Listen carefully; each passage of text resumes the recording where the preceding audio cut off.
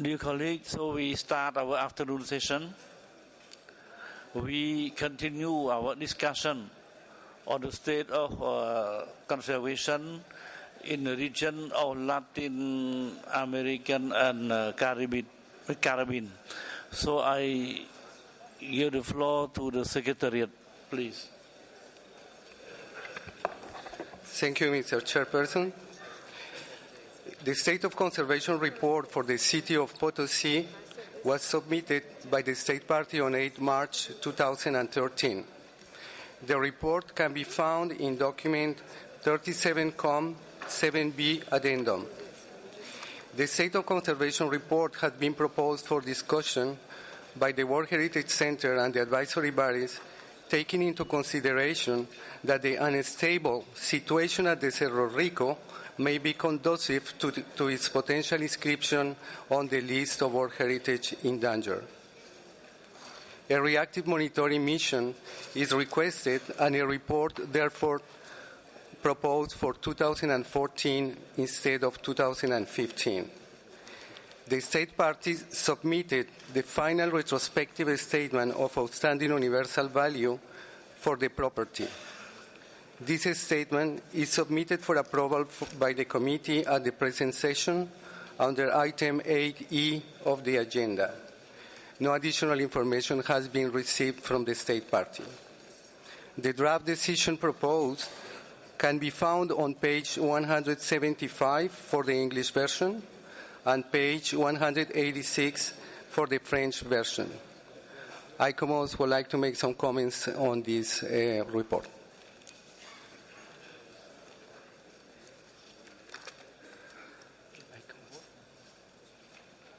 Floor to ICOMOS, please. Thank you, Mr. Chairperson. The main issue of concern, as the World Heritage Center has noted, regarding this property has been the situation at Cerro Rico, which is an integral part of the World Heritage property.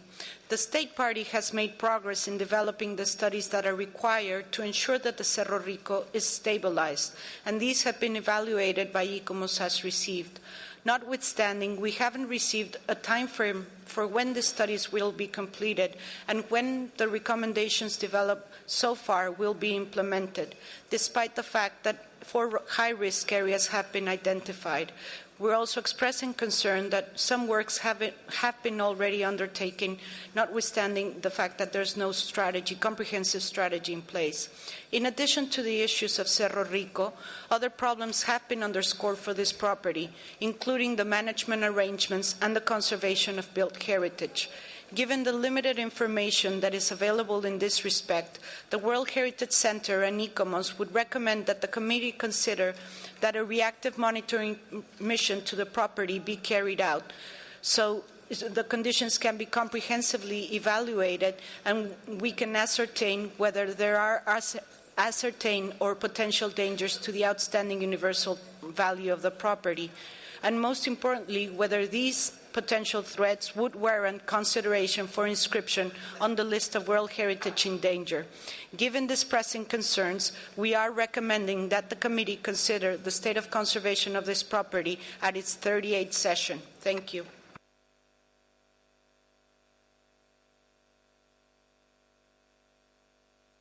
Pen for comment, please.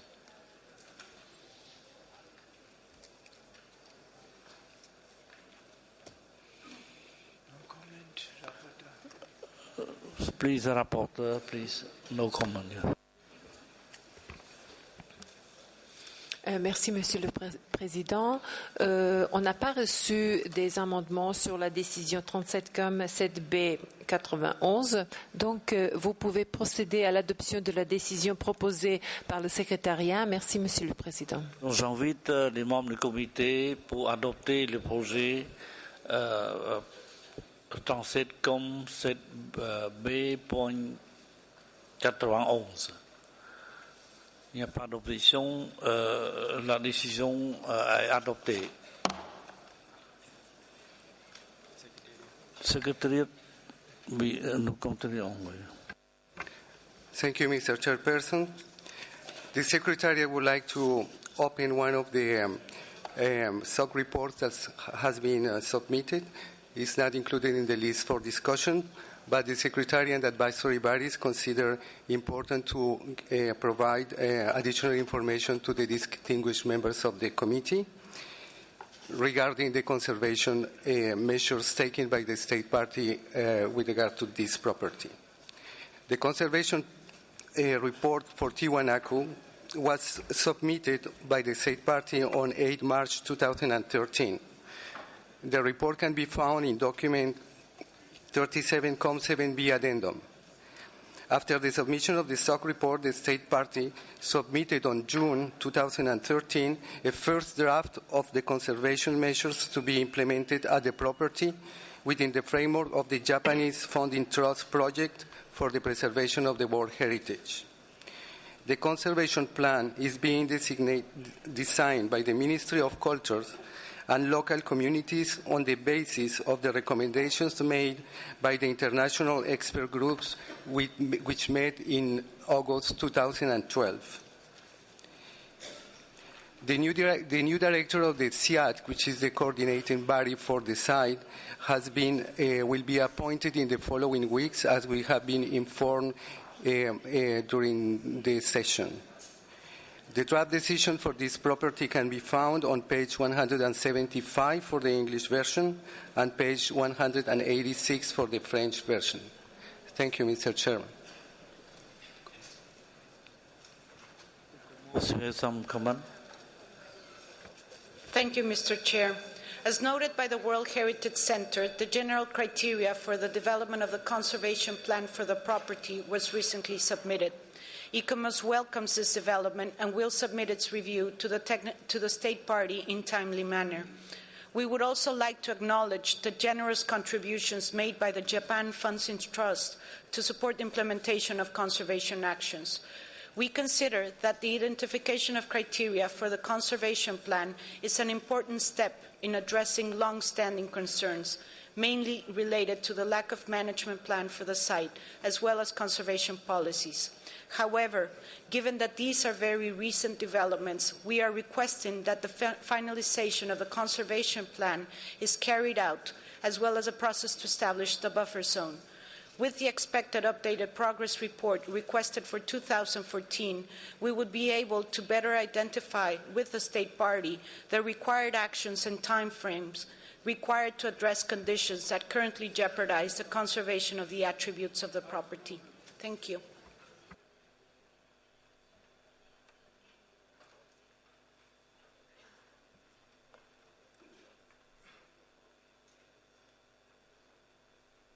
Vite les membres du comité de faire des commentaires. Non, il n'y a pas de commentaires. Rapporteur, s'il vous plaît. Merci, Monsieur le Président. Jusqu'à présent, on n'a pas reçu d'amendement pour cette décision 37 comme 7B 92. Donc, vous pouvez procéder à l'adoption. Merci. Donc j'invite les membres du comité pour adopter la décision.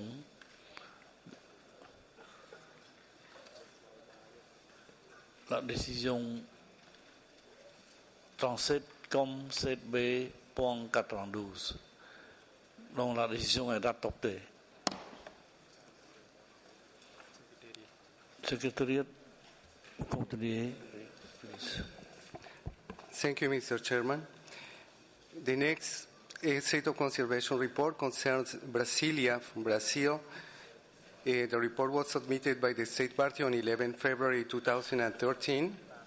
The report can be found in documents 37-7B. No new information has been received with regard to this property. The revised decision can be found on page 163 for the English version and page 170 for the French version. ICOMOS might wish to add some additional comments. Thank you. So you have the floor. Thank you, Chair. The attributes that convey the outstanding universal value of this property reside largely on the safeguarding of a vision that was realized in the design and the physical and spatial attributes expressed by Lucio Costa in his conception of the Plano Piloto de Brasilia. ICOMOS recognizes the dynamic nature of this city, but considers that change needs to be within the parameters of the protection of the distinctive attributes that convey the OUV of the property, as well as with sustaining the conditions of authenticity and integrity. As has been noted in previous conservation reports, the preservation plan of the Brasilia urban area, the PPCUV, has been in the process of elaboration since 2011. The request to report back in 2014 is largely related to the fact that the planning processes and review of the resulting documents will be concluded in late 2013. This will allow for the assessment of the rate and extent of implementation of previous recommendations made by the World Heritage Committee and will allow us to identify, in collaboration with the state party, the potential course of action to ensure the adequate conservation and management. In addition, ICOMOS would like to reiterate its concern that no technical details have been made available with respect to infrastructure development foreseen for the World Cup in 2014, and that current status of these projects remains unknown. Thank you.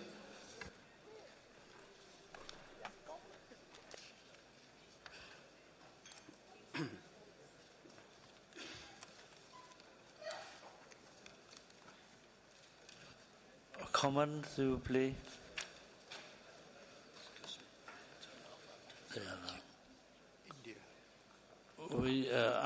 I give the floor to India. Thank you, Chair. We have some amendments which we have provided to the Secretariat. We'd be very grateful if they're placed on the screen because that will allow us to elaborate on it and the reasons for those amendments. Thank you, Chair. Does anybody else have any comments? Any more comment, please? Go to the rapporteur. Rapporteur, please.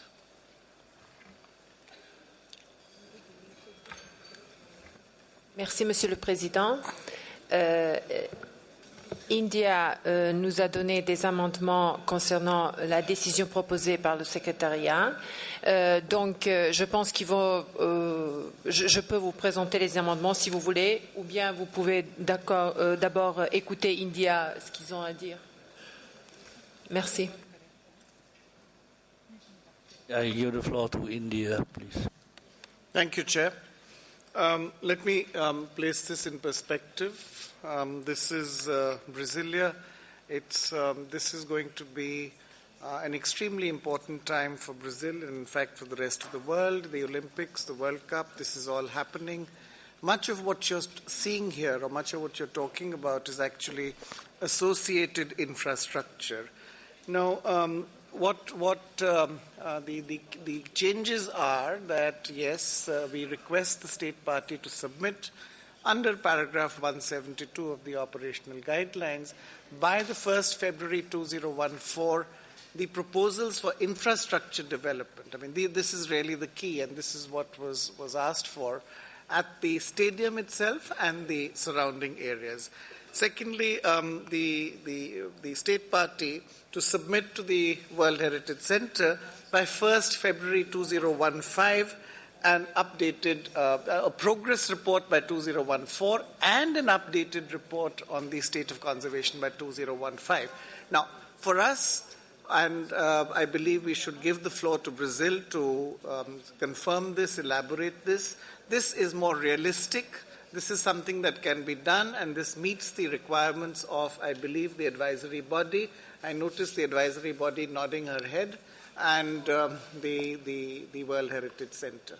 But I would request that the floor be given to Brazil, and they would be able to elaborate on this. Thank you, Chair.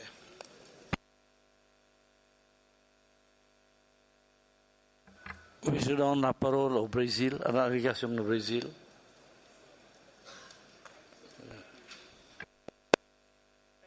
Can you hear me? Hello? Yes? Okay. Thank you, Mr. Chairman.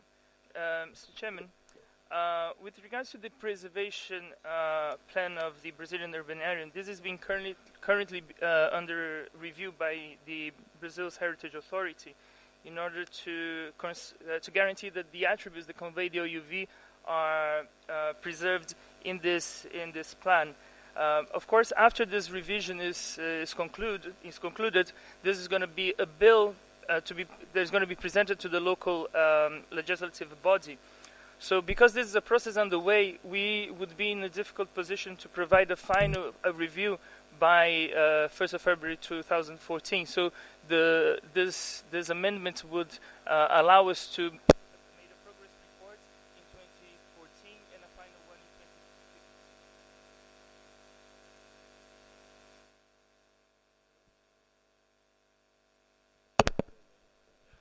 Hello?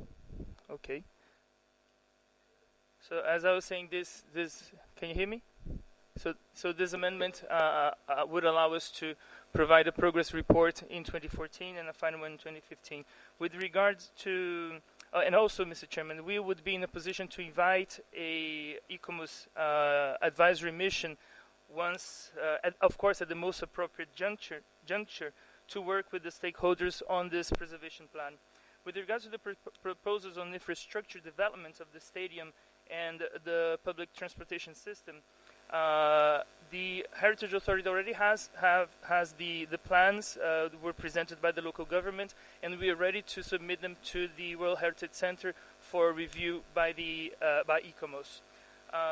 Mr. Chairman, just since I have the floor, just to conclude, I'd like to inform you and the committee that yesterday the Director General approved the inscription of the architectural archives of Oscar Niemeyer.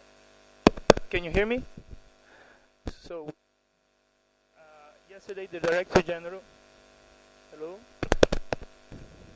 Can you hear me? No? I can't speak closer to what I'm already speaking.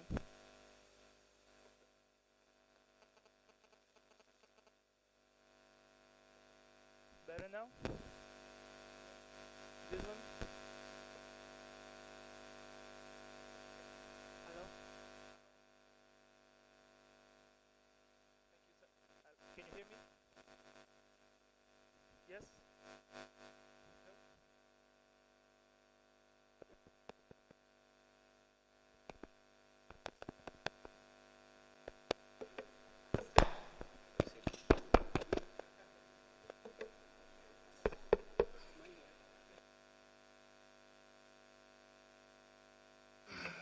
Thank you, Colombia, our distinguished neighbor.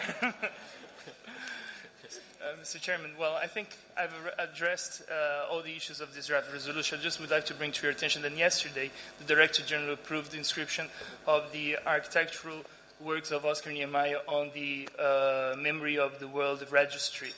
And last year, Oscar Niemeyer passed away at the age of 104 years old in this last December. So this is also another recognition of UNESCO for the outstanding work of this architect. Thank you very much.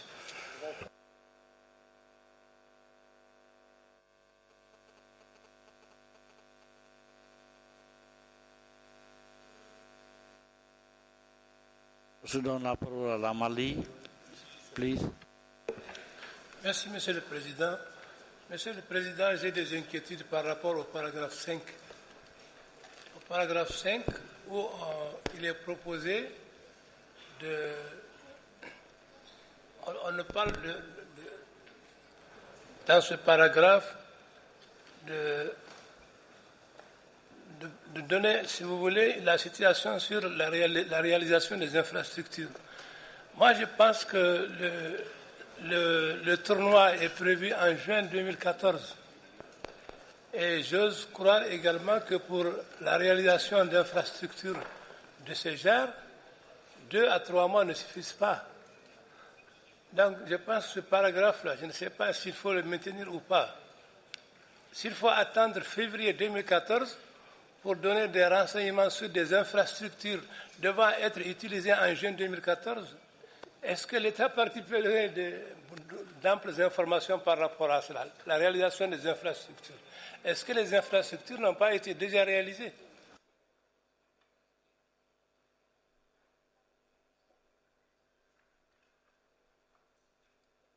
Party, you want to take the floor?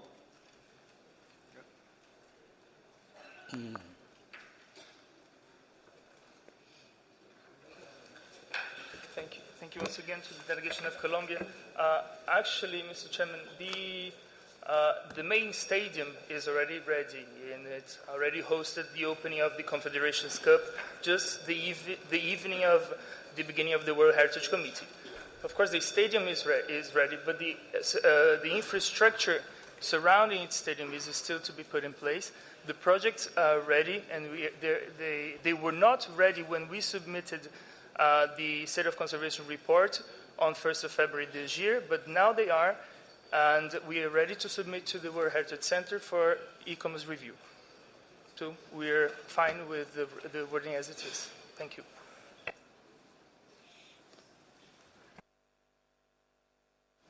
Oui, je donne la parole à Colombie, la délégation Colombie. Gracias, señor presidente, por darnos el uso de la palabra. Después de oír no solamente o revisar la propuesta de enmienda presentada por la India, sino que además oír al Estado parte, Colombia respalda plenamente esta iniciativa, además de ofrecer el micrófono a Brasil. Gracias.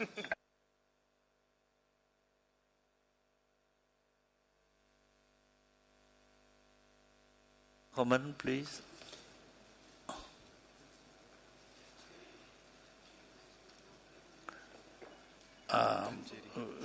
J'invite Algérie de prendre la parole. Merci, Monsieur le Président.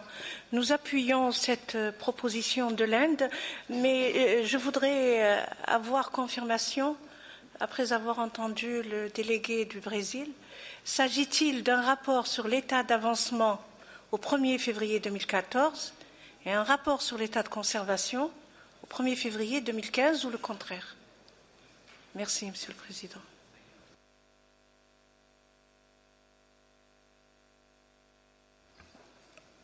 India, I think maybe India would like to take the floor.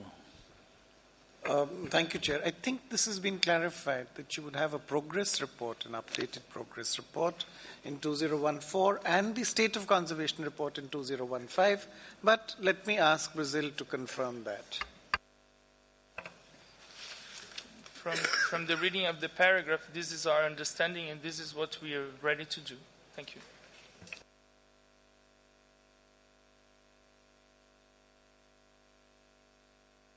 La parole à la délégation de la France.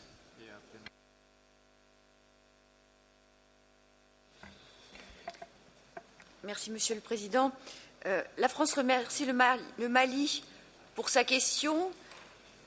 Au vu des réponses qui ont été apportées et au vu des précisions qui nous ont été données, la France est en mesure de soutenir l'amendement qui a été apporté par l'Inde. Merci, Monsieur le Président. Oui, je donne la parole à Mali. Merci, Monsieur le Président. Monsieur le Président, je reviens encore sur ma question. Je voudrais qu'on soit un peu plus précis. Selon le distingué représentant du Brésil, le stadium a été déjà réalisé. Donc, il s'agit de revoir, de relire le paragraphe 5. Il ne s'agit pas des propositions de développement d'infrastructures au stadium, mais de développement des infrastructures autour du stadium. Ce n'est pas sur le stadium même. Le stade a été déjà réalisé. Il s'agit des alentours, si j'ai bien compris. Sinon, nous adhérons parfaitement à la proposition de l'Inde.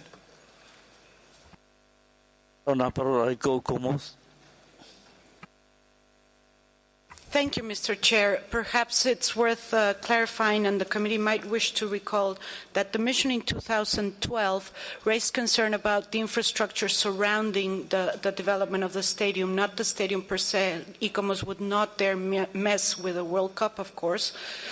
but it was infrastructure surrounding, and we have in the past years worked with the state party also on the concern of the public transportation strategy, but we still have time to continue to upstream this process through an advisory mission as requested by Brasilia.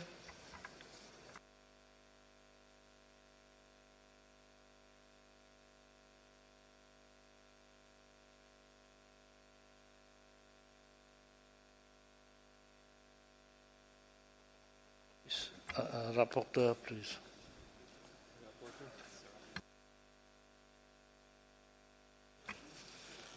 Thank you, Mr. Chair. We just had a little clarification on paragraph 5, making it more clear for our committee members. So now we can proceed to the adoption of the proposed decision amended by India. Thank you very much.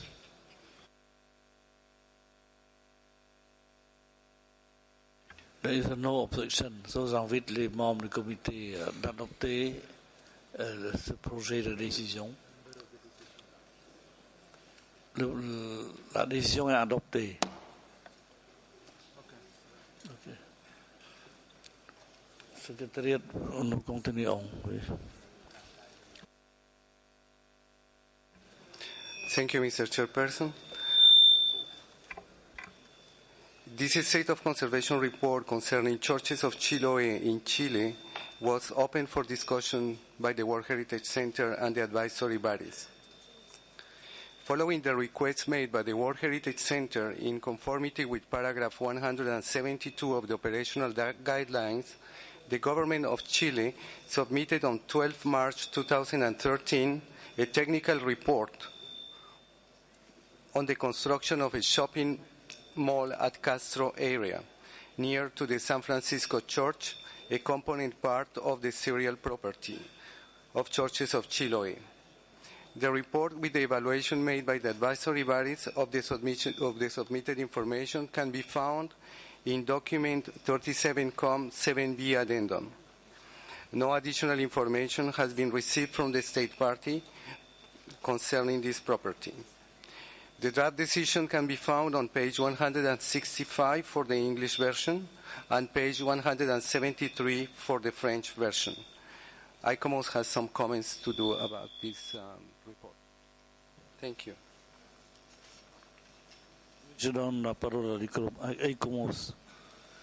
Thank you, Mr. Chair. The construction of the shopping mall in the vicinity of the Church of Castro, a component part of the inscribed property, has created a visual impact on the setting. Its size, location, and scale make it now the dominant element of the traditional landscape. The World Heritage Center and ICOMOS are recommending to the committee that a reactive monitoring mission be carried out so that we can work with the state party in the definition of the characteristics of the wider setting for all components parts of the property and the necessary regulatory measures for its protection. The mission would also be an opportunity to identify measures to mitigate the visual impact of the shopping mall at Castro. We would ask that the report be made to the World Heritage Committee at its 38 sessions on the results of the mission and on the progress made and the work carried out by the state party to address the protection of the setting and the review of the management arrangements. Thank you.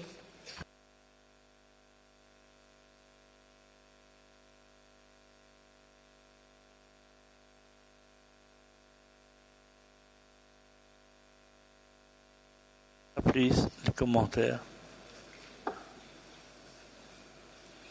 Il n'y a pas de commentaires. Ah oui, Colombie, please. Gracias, señor presidente.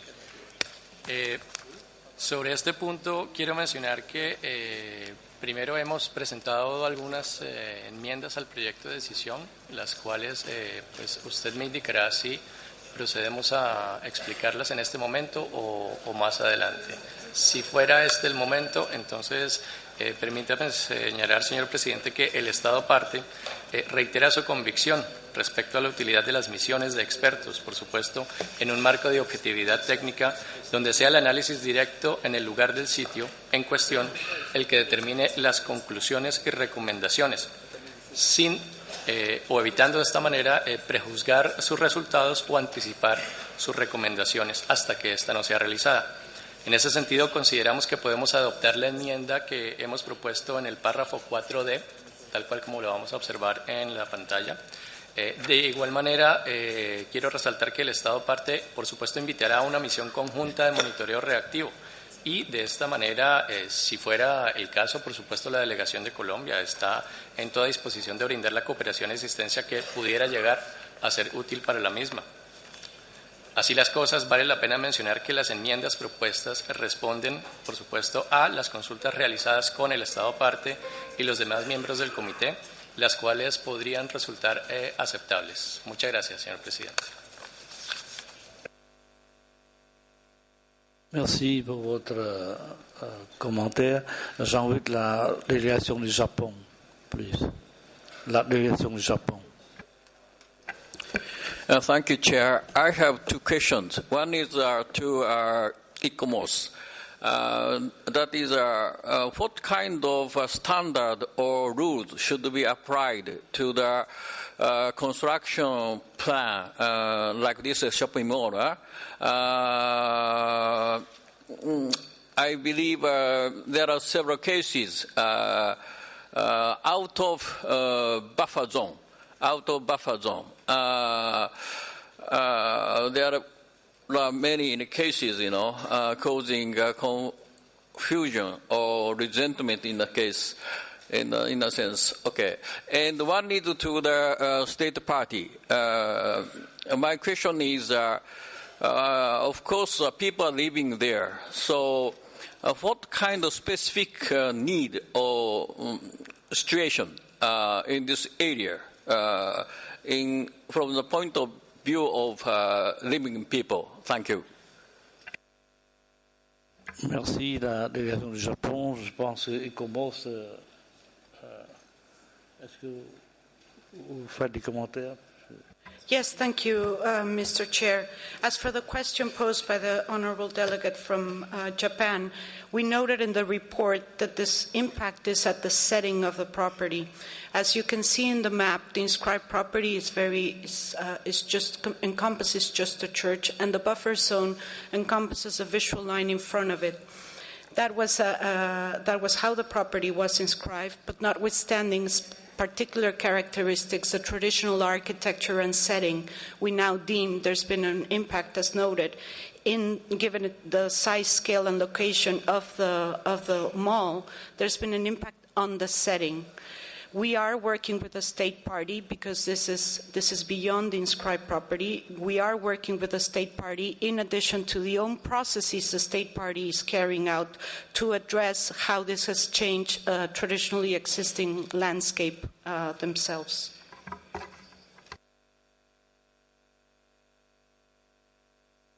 Any more comment, please?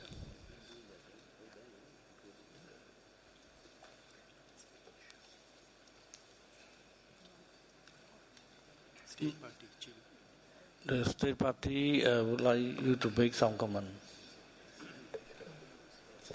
Gracias, señor presidente. Frente a la pregunta que se le realiza al país, señalar que Chiloé es un archipiélago. Las 16 iglesias inscritas en esta como sitio patrimonio mundial son parte de este archipiélago. La comunidad hoy día está desconectada del territorio nacional. Por lo tanto, a nivel local se nos ha hecho llegar una consulta ciudadana que da un fuerte apoyo y respaldo al tema del centro comercial. Si bien a nivel nacional se ha generado un gran debate en relación a lo que está pasando con este tipo de desarrollo cercano a uno de los elementos que compone este sitio seriado.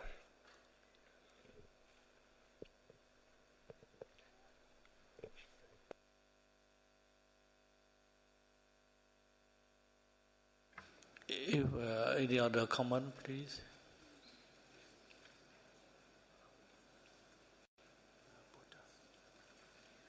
No more comment. Please, rapporteur. Thank you, Mr. Chair. I would like the Secretary to put the draft decision on the. It's there. Thank you. The decision 37,7B, amended by Colombia, is in front of you. So we did not have any changes in paragraph number 1, in number 2. In number 3, we have a proposed amendment by Colombia. The number 4, we have no changes. 4A, we have no changes.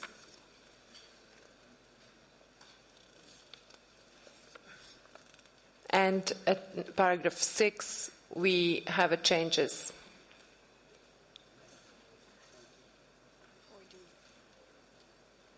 And 4D. Yes, and 4D, we have a changes.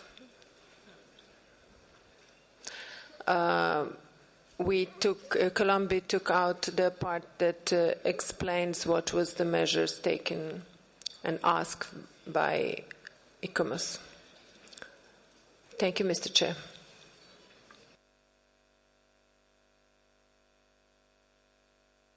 La parola alla Malaisie. Thank you, Chair. We welcome that the State Party would like to work together with the advisory bodies and would welcome a reactive monitoring mission. Thank you.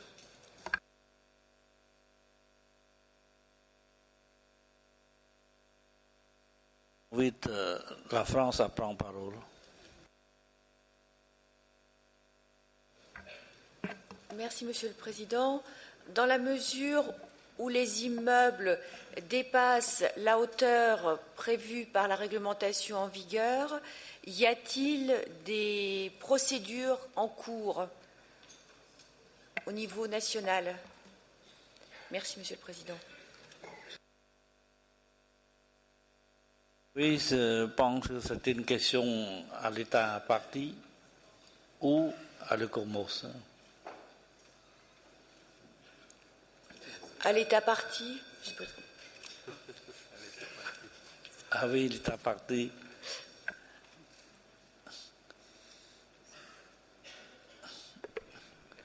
L'État parti, vous avez la parole. Gracias, señor presidente.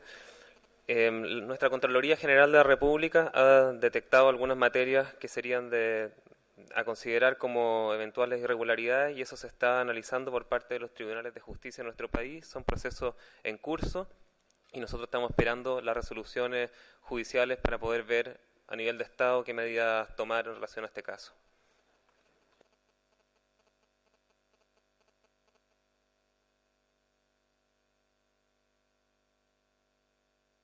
The floor to India, please. Thank you, Chair. I'm not questioning the decision, the draft decision or the amendments. I'm just curious because a year ago we would speak of something called visual integrity, and that has transformed itself into visual impact. I'm not clear on what either of them means and how it is measured or judged. I would imagine that if you want to mitigate something like the visual impact, you would need to define what is the visual impact.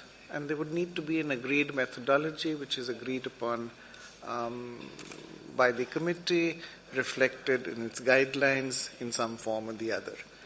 Secondly, is this within the buffer zone? Is this within the property? And if it is not within the buffer zone, if it is not within the property, is there a legal basis for what we are doing? Is there a legal basis to look at a convention, meaning from the convention's point of view, of requiring a state party to carry out certain actions? And this is a legal question. So I'm not asking for an immediate answer because I believe that a lot of discussion has taken place. But I would imagine that the legal answer would be, well, actually we don't. We don't have a basis for requiring the state party to do anything outside the inscribed area, outside the buffer zone.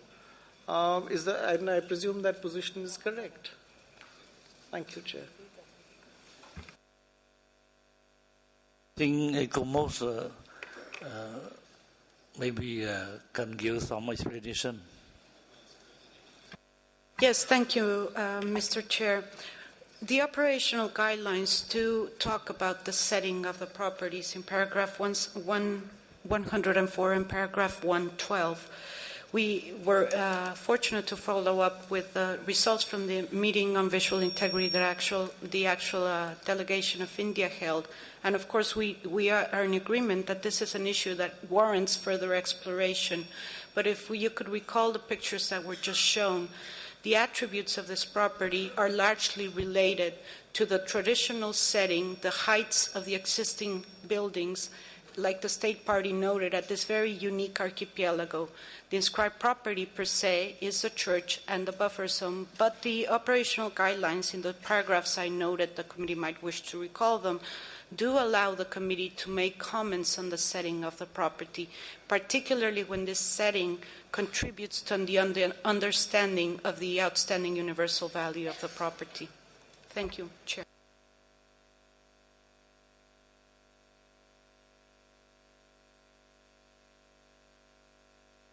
Langer. Thank you, Chair. I would imagine that all of what you, all that the committee can do or should do should be based on what is inscribed. And if the inscription does not refer to the setting, then clearly what you are doing at a later date is a subjective assessment, a subjective decision. As the representative from ECOMOS pointed out, the most conclusive recommendation of the visual integrity workshop was that there is no conclusive recommendation. So you're treading in areas that are open to interpretation. The State Party could have one, the advisory body could have another. So I think we need to tread carefully. I see the point. I see the broad point about settings. But nowhere is this described in the inscription. This is all ex post rationalization that is being done. But since there is a dialogue between the State Party and the advisory body, and I presume the World Heritage Center, I would not venture further into it. But you will have situations where the State Party will contest what you are saying about visual impact. Lastly, the photograph that you're referring to, and I still go back to the famous Portugal case, photographs tell you what a point of view. You could have a different point of view, and they are not a good basis for judging or deciding anything.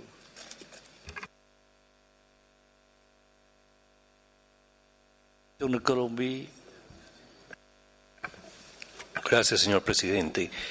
Recuerdo perfectamente en este momento las discusiones que se llevaron a cabo en la 36ª reunión de este comité, justamente en el proceso de inscripción de Río de Janeiro, y también me gustaría recoger parte de lo que se ha comentado en esta sesión por parte de Camboya, de República Dominicana, de Japón, incluso de la India, que creo que demuestra una vez más esa necesidad de mirar los temas de los paisajes históricos urbanos, los impactos que tienen estos nuevos desarrollos sobre áreas consolidadas que muchas veces pueden estar incluso fuera de esas zonas de amortiguamiento, pero que tienen un impacto visual importantísimo y definitivo en los bienes. En ese sentido, pues recojo también esa iniciativa que ha puesto el señor Francesco Bandarín en varias ocasiones de trabajar sobre el tema de paisajes históricos urbanos, que creo que es absolutamente necesario. Gracias.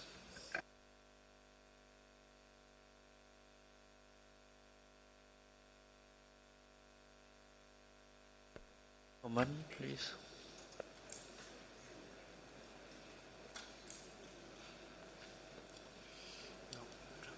The rapporteur, please.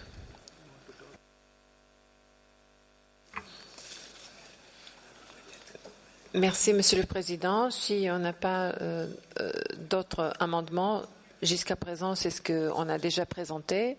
On pourrait procéder à l'adoption de la décision 37 comme cette B 94. Merci. With les membres du comité pour adopter cette décision. Pas d'opposition. L'Allemagne, s'il vous plaît. Germany has likes to see one change. We like to see in paragraph D to keep the words as well as other measures, because we believe that measures to mitigate the visual impact are not automatically identical with measures to improve the facades. Therefore, we like to keep these few words as well as other measures.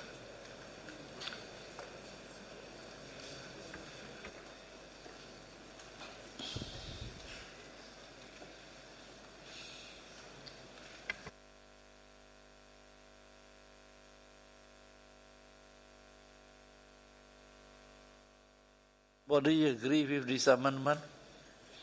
If you agree, we can adopt the whole amendment.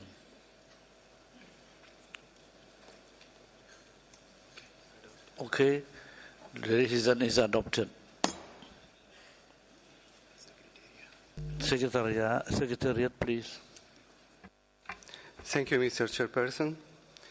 The next item is the State of Conservation Report for Historic Center of the Seaport of Valparaiso in Chile, submitted by the State Party on the 12th of March 2013. The report can be found in document 37.7b. After the submission of the SOC report, the Secretariat has received the following additional information. On 16 March 2013, the World Heritage Center received a letter from the Association Puerto para Ciudadanos, signed by approximately 3,500 citizens of Valparaiso, denouncing the lack of civil society participation in the decision-making process. On 12 June 2013, information from Valparaiso citizens raising attention to the risk for heritage, particularly for archaeological findings. Finally, on 18 June 2013, the World Heritage Center received a letter from the Ministry of Foreign Affairs of Chile inviting to an advisory mission at the property. The World Heritage Center would like to highlight the spirit of cooperation and commitment expressed by the Chilean authorities with regard to the implementation of the required conservation measures for the property. The draft decision can be found on page 163 for the English version and page 167 for the French version. ICOMOS has some additional comments. Thank you, Mr. Chairman. Thank you, Mr. Chair. The attributes that convey the outstanding universal value of the property have been maintained to date, and the state parties should be recognized for the effort made. However, there are current projects and other at planning stages that could potentially threaten the conservation and protection of those characteristics that we deem to be outstanding. ICOMOS has worked closely with the state party on identifying the most appropriate means to proceed so that conservation needs can be reconciled with those of maintaining a living and fully functional port city.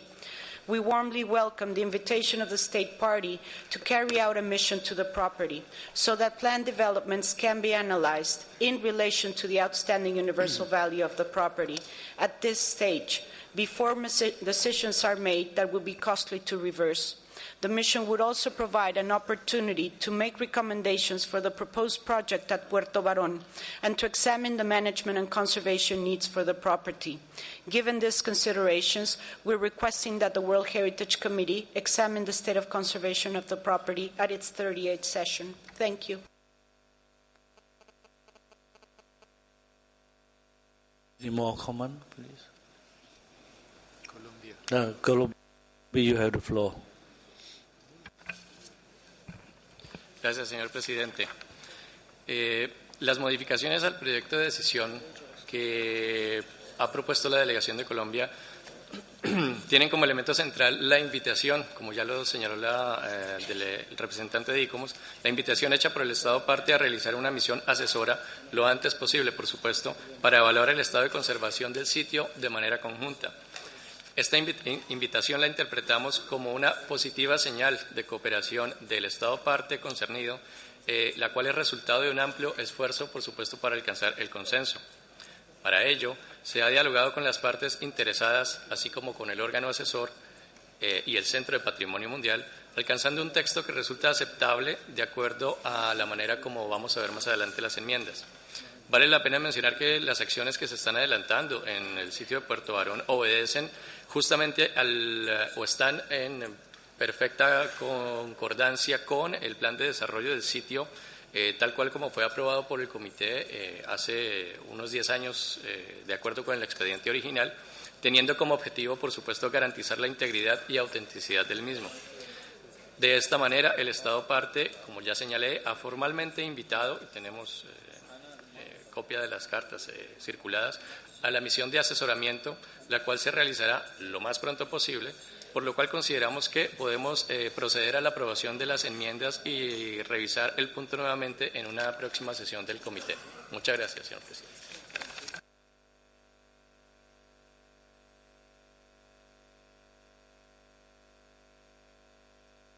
I give the floor to India. Thank you, Chair. I'm somewhat troubled by the fact that a lot of this, the tension between conservation and the development of infrastructure seems to take place around the Pacific Ocean. It doesn't seem to happen elsewhere. But in this case, again, could I know if this is within the buffer zone, if it is within the property? These are questions that worry.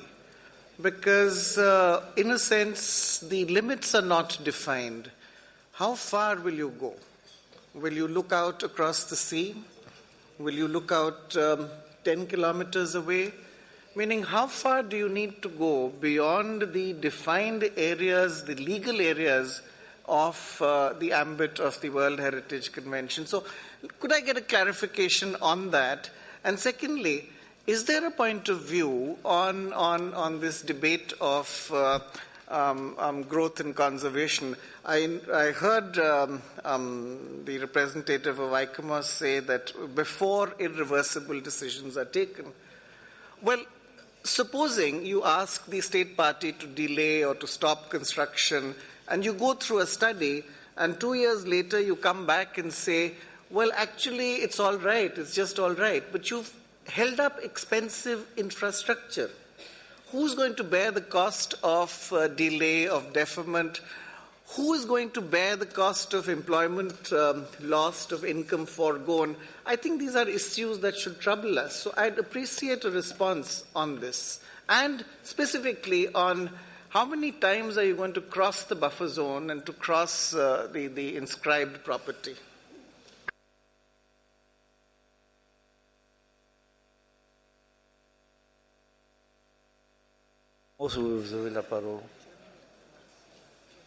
Thank you, Mr. Chair. In response to the question made by the Honourable Delegate of India, there's no recipe that will fit all sites. Where every site gets analyzed in relation to the specific attributes that warranted inscription on the World Heritage List. In the case of Valparaíso, the committee might wish to recall that Valparaíso is one of the leading commercial ports, and it is its role as a port and its setting in an amphitheater shape like that was one of the attributes that contributed to the understanding of the property and the ability of the property to convey its OUV. These conditions of integrity related to location and setting, and also in terms of authenticity, have been crucial in the work we have been doing with the state party in upstreaming the decision-making process. The point of working directly with the state party through the advisory mission is precisely to come to an agreement what the limits of the design will be. Before buildings come up and then presented that are raised to the attention of the committee that are judged detrimental to the property. The state party has worked and collaborated closely with us so that we're not in a position where we start saying this is detrimental. Valparaíso, as I noted before, is a living, fully functional port. The challenge is how do we maintain those attributes of OUV within the limits of of change. And then I think other states parties were asked for the floor. Thank you.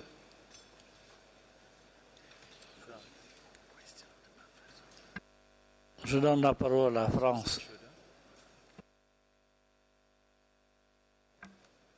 Merci, Monsieur le Président.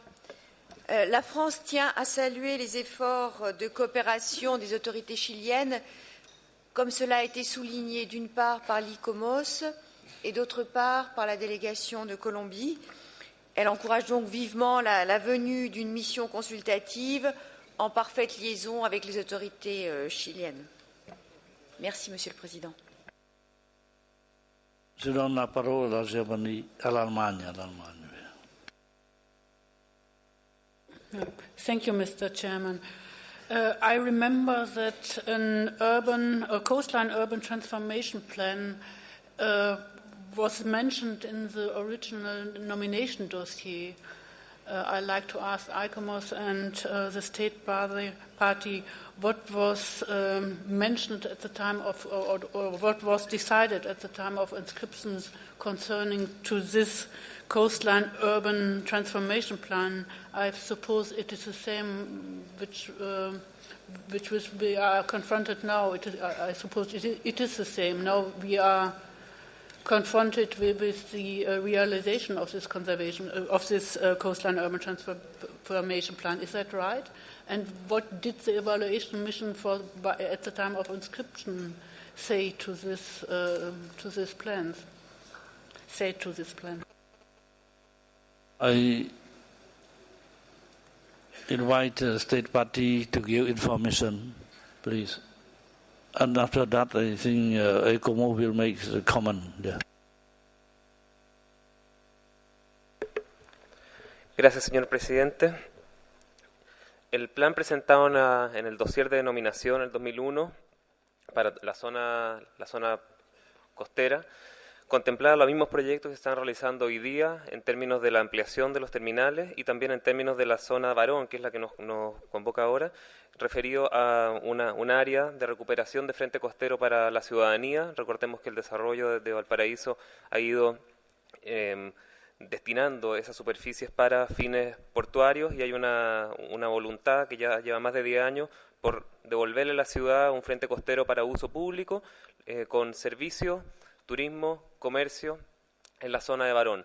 Eso es lo que aparecía en la postulación del 2001 y eso es lo que el Estado parte está llevando a efecto actualmente.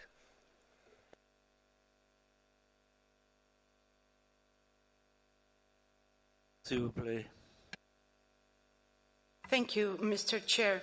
What was in the nomination file was precisely what the delegate from Chile has clarified. It was a notion that the area would be developed, and in the evaluation, ICOMOS recognized that this would continue to be a living and fully functional operational port.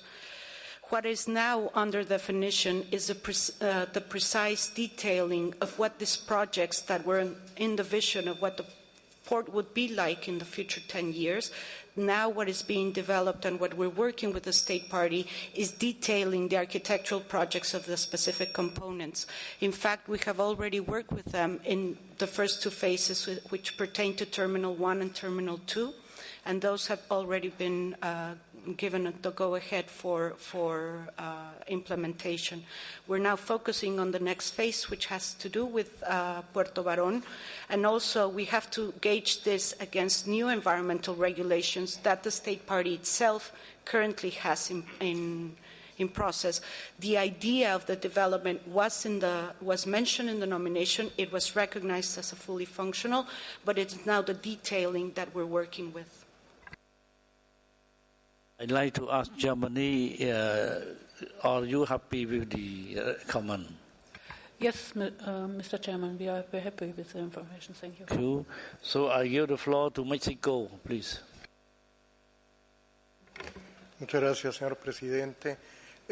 Nosotros quisiéramos hacer un comentario que creo que es importante para tener el contexto de la discusión sobre este caso. Específicamente el tema del Estado parte. Creo que nosotros no somos muy dados a hacer elogios públicos a otros estados parte, pero en este caso creo que sí lo merece el estado parte chileno, en el sentido de que es uno de los gobiernos en la región latinoamericana más comprometidos para la conservación del patrimonio cultural, que ha estado muy cercano siempre, cosa extraña, debo decirlo, en el contexto latinoamericano, muy cercano al trabajo de ellos con el Comité Nacional de ICOMOS, y yo tuve la oportunidad el año pasado justamente de estar viendo también esta problemática con el presidente de ICOMOS Chile, y además hay otro agravante importante para el Estado parte, que es que están revisando también sus legislaciones nacionales de patrimonio, todo para beneficio de la mejor conservación de sus sitios patrimonio mundial. Gracias.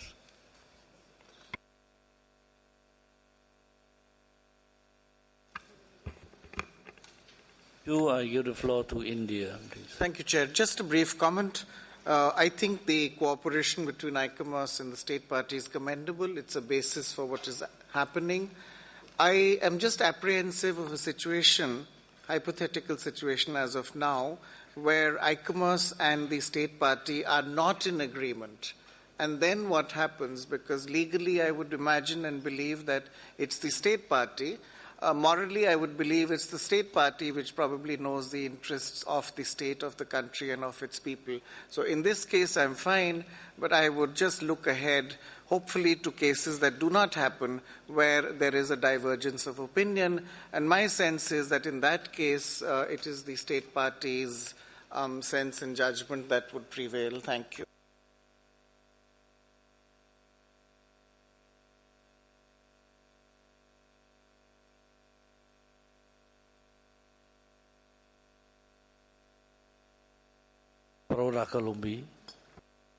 Gracias, señor presidente. Efectivamente, valoramos los comentarios y las respuestas que nos ha dado la representante de ICOMOS, así como los comentarios adicionales del Estado parte sobre pues, el futuro de este sitio, así como las obras que se adelantan. En el mismo sentido, recogemos la preocupación de la delegación de la India, ya que, por supuesto, tenemos que pensar en cuáles van a continuar siendo los desarrollos o las implicaciones de este proyecto. Pero para ello, efectivamente, estamos proponiendo y debemos esperar justamente los resultados de la misión que el gobierno chileno está invitando. Así que justamente esta será la oportunidad y el mecanismo para identificar estos pasos a seguir, así como las futuras acciones. Muchas gracias.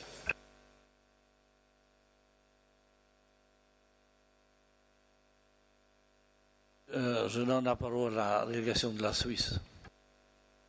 Merci, Monsieur le Président. J'aimerais juste me permettre une petite remarque, parce qu'à notre avis, ce qui est important à juger dans chaque cas et dans chaque cas individuellement est l'impact d'un projet sur le bien inscrit sur la liste du patrimoine mondial et donc sur sa valeur universelle exceptionnelle. Les questions soulevées par l'honorable délégué de l'Inde, par exemple si l'État partie est d'accord ou pas avec ce jugement, sont peut-être pas si décisives que ça, parce que c'est une question technique finalement, scientifique aussi, de pouvoir juger si un projet, une infrastructure, une autre intervention a un impact négatif sur un bien inscrit sur la liste du patrimoine mondial, et c'est la Convention qui nous oblige de protéger ces biens dans tous les cas. Merci, Monsieur le Président. More comment? Je donne la parole à la délégation de la Thaïlande. Thank you, Chair. We find it difficult for the committee to ask for the state party to hold any construction, and that's the reason why Thailand is go along with India in the intervention, and also wish to support Colombia in the proposal. Thank you, Chair.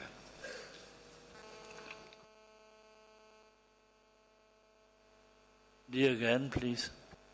Thank you, Chair. I just want to point out that there is no scientific basis or even non-scientific basis for establishing the the impact, the visual impact, and that is precisely the problem that we have been struggling with.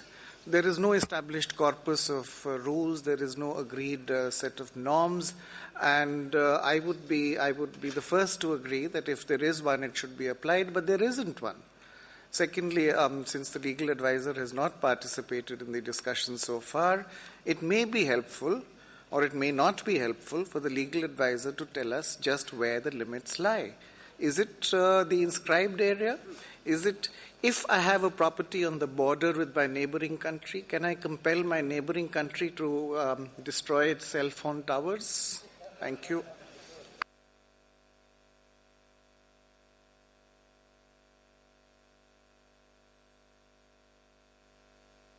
J'invite la délégation de l'Algérie, please. Merci, Monsieur le Président.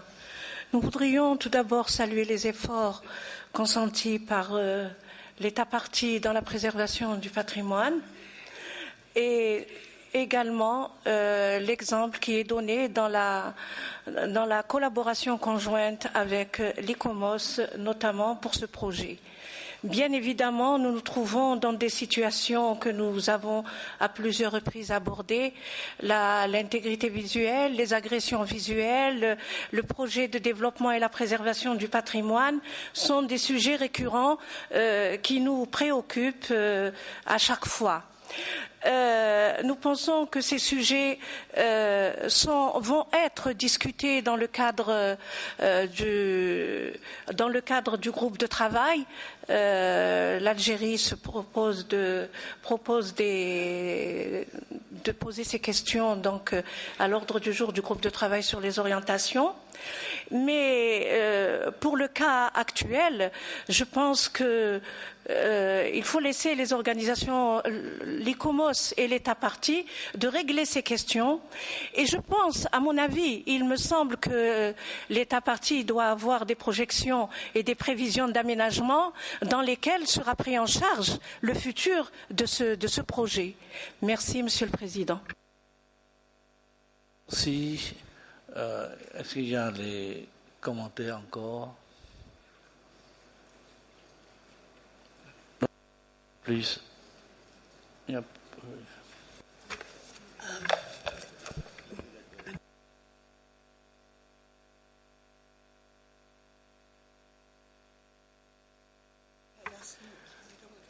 Thank you, Mr. Chair. We can proceed to the adoption of the decision. As we heard here, we received the amendments of Colombia.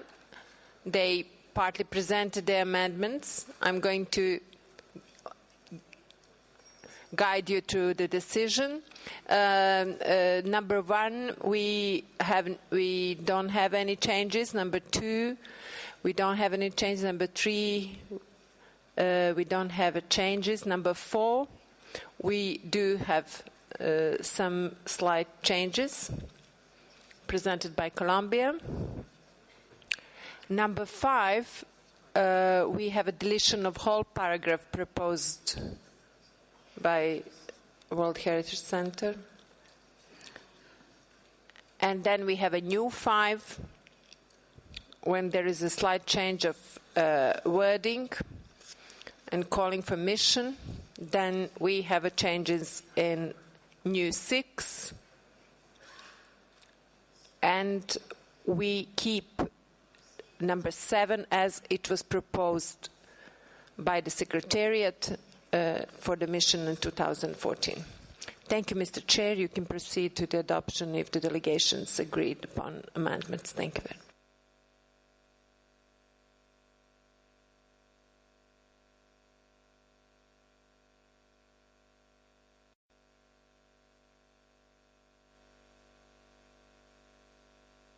Révisé est déjà présenté. Oui, il n'y a pas d'opposition. Donc j'invite le membre du comité d'adopter la décision. Pas d'opposition. Maybe, can I make a comment? Yeah, please. Thank you, President. Just to apprise the committee of the discussion which took place in the Budget Working Group this afternoon, there are a number of cases in which the committee is asking for advisory missions. Now, these have not been factored into the budget proposals of the advisory bodies, and perhaps it might be good, for clarity's sake, to include in the decision advisory mission to be financed by the state party, because otherwise there is no budget to undertake such advisory missions within the budget of the World Heritage Fund. So, Mr. President, I would recommend that you just add the words to be funded by the state party.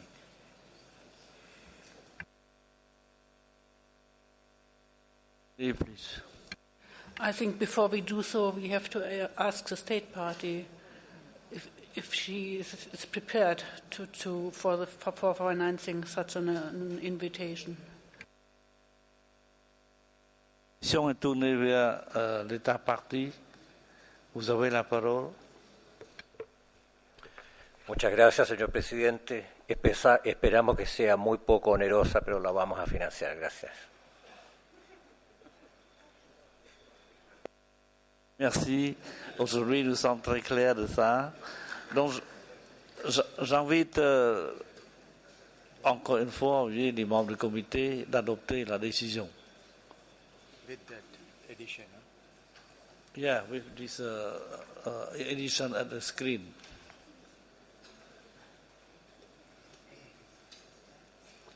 Okay, adopt. Donc, la décision est adoptée. Secretariat, please. Thank you, Mr. Chairman. We are now going to deal with the State of Conservation report submitted for the city of Quito in Ecuador, which was submitted by the State Party on 31st January 2013. The information provided technical and graphical details on the development of the Metro of Quito, as well as the proposals for new interventions at the Jesuit Ensemble. The report can be found in document 37.7b. The World Heritage Center has also registered additional information received by the State Party after the submission of the State of Conservation report. The 22nd May 2013 and the 4th June 2013, the State Party sent 2 letters with additional information containing a summarized heritage impact assessment regarding conservation, environmental, and social aspects linked to the Metro of Quito. By the same letter, the government of Ecuador invites the World Heritage Center to organize an ICOMOS advisory mission to provide guidance on the conservation plan, including management arrangements for the property. Following consultations among the advisory bodies, the World Heritage Center and the State Party, a revised draft decision is proposed for adoption. I turn to the advisory bodies. They would like to make some comments. Thank you. Thank you, Chair. Thank you. ICOMOS welcomes the progress identified by the State Party in its report in promoting cooperation between major institutions in the management of the property, and also the work being undertaken by the municipality and ministries to develop a revitalization project for the historic centre. The State Party also reports, as you've heard, on a subway project, the first underground line across the city. This line will be constructed at a deep level, and as it does not pass under historic structures, the impact studies and the identified mitigation measures appear to be satisfactory in terms of the impact of the underground tracks on the property. The one aspect where the subway will impact on the property is in terms of any stations within the boundaries. The recent additional information provided by the State Party suggests that 2 metro stations are being considered to serve the historic centre at Plaza de San Francisco and Plaza del Teatro. ICOMOS considers that further work is needed on the location of these stations in terms of considering their impact or the impact of people, traffic and infrastructure. and we welcome the invitation offered by the State Party to an ICOMOS advisory mission that may consider this issue before permissions are granted. Thank you.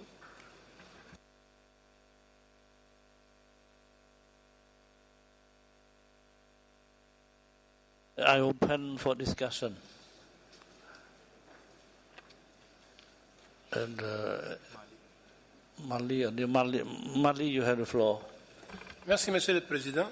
Monsieur le Président, pour une fois, nous avons la chance que les travaux n'ont pas commencé. Je pense que la solution est là. Il y a une proposition qui a été faite par l'ICOMOS à laquelle nous adhérons.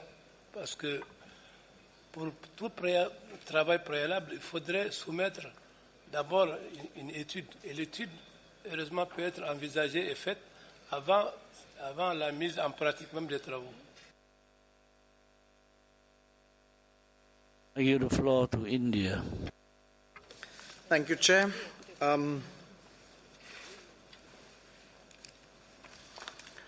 I listened very closely to what the representative of ICOMOS was saying, and I have the following comments. Firstly, historic city centers do not exist in isolation. They have a symbiotic relationship with the larger city around them. There are people who live there, people who work, people who travel, people who commute. So seeing this in isolation sometimes causes problems, and I think that's the point that ICOMOS has been making. But of course, people have to travel, and a metro is probably, if you can afford it, a very good way to travel because you ease pollution, you do lots of things. I'm not entirely in agreement with the distinguished delegate of Mali that we haven't started yet, so therefore there is no cost. Because costs escalate. And costs are not just the money that you spend, but the convenience foregone, the pollution that you keep incurring. All of these add to a cost which state parties in these hard and difficult times could do without. But I actually raise a larger question. Incidentally, I do want to point out that the document here refers to $1,386 million which would be spent on this. And, although my mathematics is limited, that's close to $1.4 billion. And even if you defer it for a year or two, that's a lot of interest payments that you would need to have. But I have, and I welcome the collaboration between the State Party and ICOMOS, the request for an advisory mission. I don't know if they still have the view that they should invite it after they realize they have to pay for it, and may even be criticized at the end of that. Now, I am on to the point, decisions that affect infrastructure. These cannot be taken lightly. These more than likely, and they do have a cost, they cannot be taken in anonymity. And this is the point that we've been trying to make, that ICOMOS advisory bodies, if you are going to give recommendations to delay or to defer infrastructure or major projects, then you have to be far more open. You have to actually come out and say, these are the reasons, these are the people who have worked on it, and they were prepared for a debate and dialogue. Because you cannot take these decisions in, let me say, the shadows of the mind or the darkness. These are very important decisions. I'm not even sure that ICOMOS itself, which I see as a very valued and respected group of experts in the areas of conservation, architecture, heritage, will have the capacity and means to organize a serious urban transportation infrastructure assessment. I would presume that ICOMOS at best could sort of farm this out or contract it. So these are very serious decisions. And any decision to delay infrastructure, as the distinguished ambassador of Thailand said, is something that has to be taken very carefully.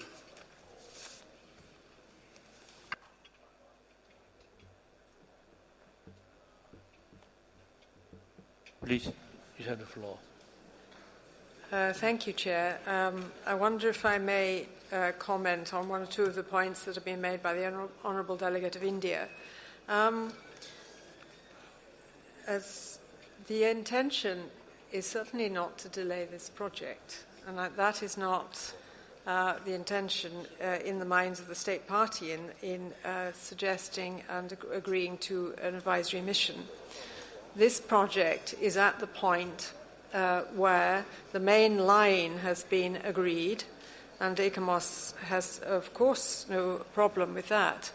The state party is in the position where it still hasn't yet finalised in its own planning system the precise locations of the stations for the historic centre. So there's an opportunity for a dialogue with ECOMOS in finalising this process. So as far as I'm aware, there is no question of any delay or any additional expenses involved in this consultation.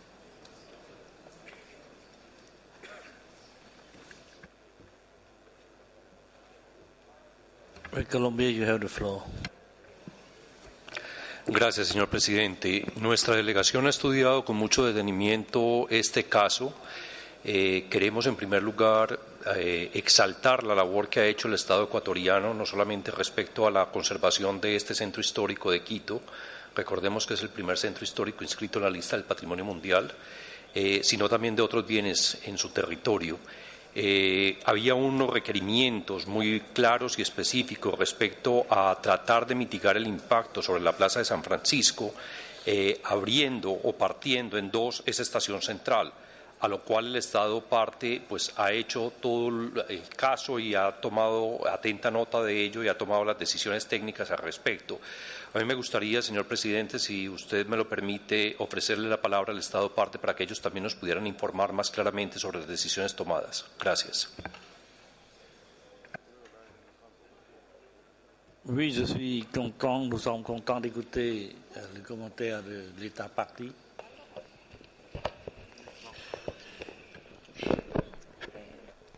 Gracias, señor presidente.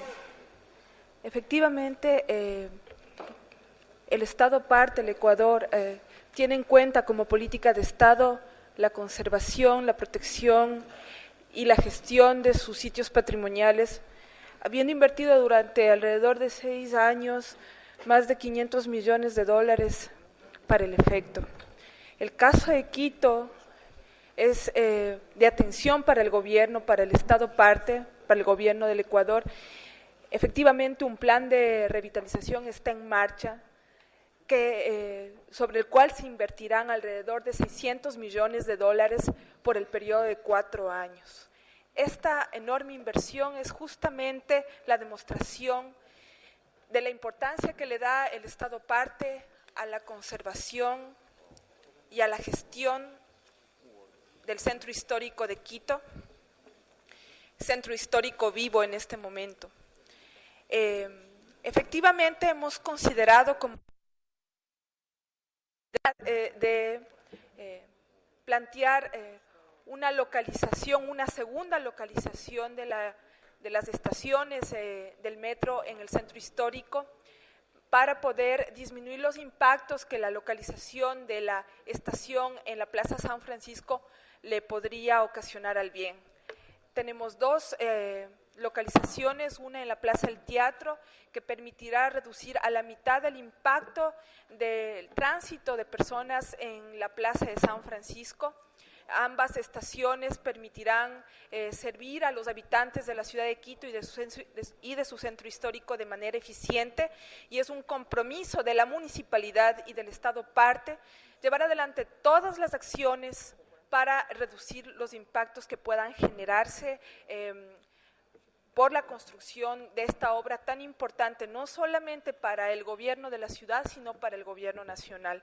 El compromiso está dado, la inversión está también decidida por el gobierno nacional para la revitalización del centro, y vamos a seguir trabajando técnicamente, como hemos manifestado, con la misión consultiva a la que invitamos, para que podamos desarrollar de manera conjunta todas las medidas que se sugieran y que se puedan poner en marcha para, como dije, reducir los impactos que se puedan generar en el centro histórico de Quito debido a la construcción de la línea del metro de Quito.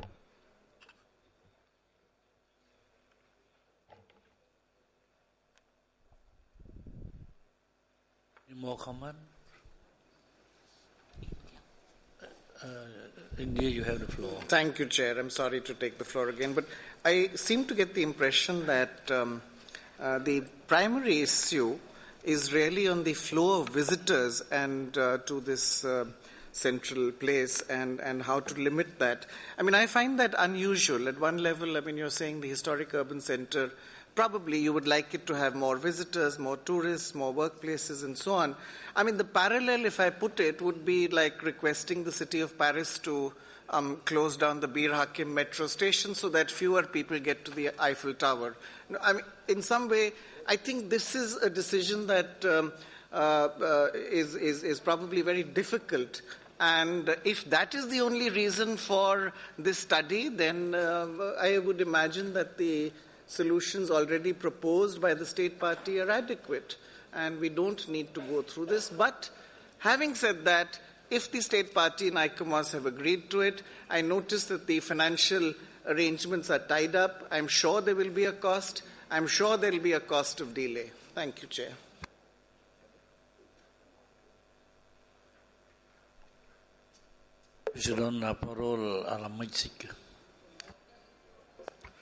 Nuevamente, muchas gracias, señor presidente.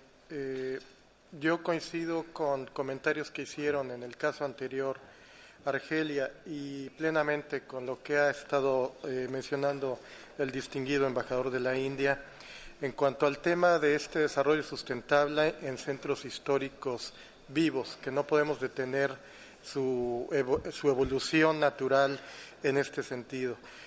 Quiero puntualizar que el Centro Histórico de Quito, el primero inscrito en la lista de Patrimonio Mundial en América Latina, es uno de los mejores conservados en la región, lo que demuestra el compromiso que ha tenido siempre el Estado parte para la buena implementación de la Convención. Y hay ya explicó el Estado parte su proyecto, su trabajo, y es loable también ese interés de cooperación conjunta con el organismo asesor. Muchas gracias.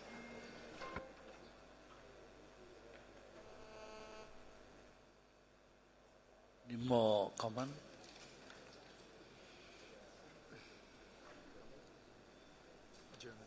German. Thank you, Mr. Chairman. I mean, the decision to build a metro obviously has been taken, and the decisions so far taken are, I think, commendable. One metro station will be built, maybe a second one, and in order to advise the state party, maybe a desk review can also be sufficient and replace a mission which would avoid further delay in the decision-making process. Thank you.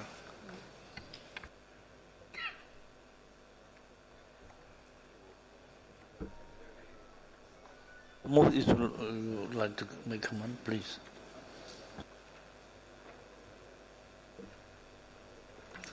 Thank you, Chair.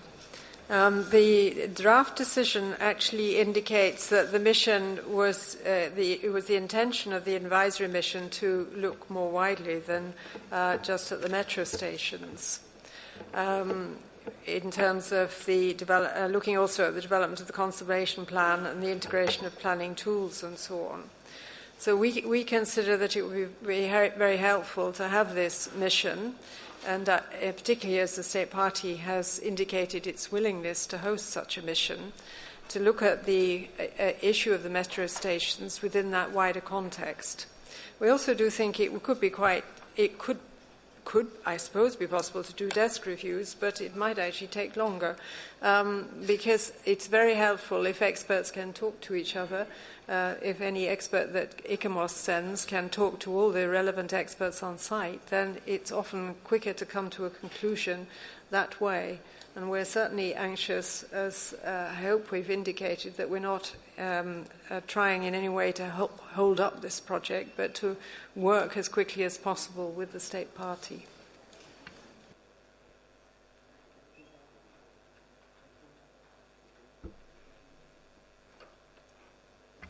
Any more comment? No more. Invite the rapporteur.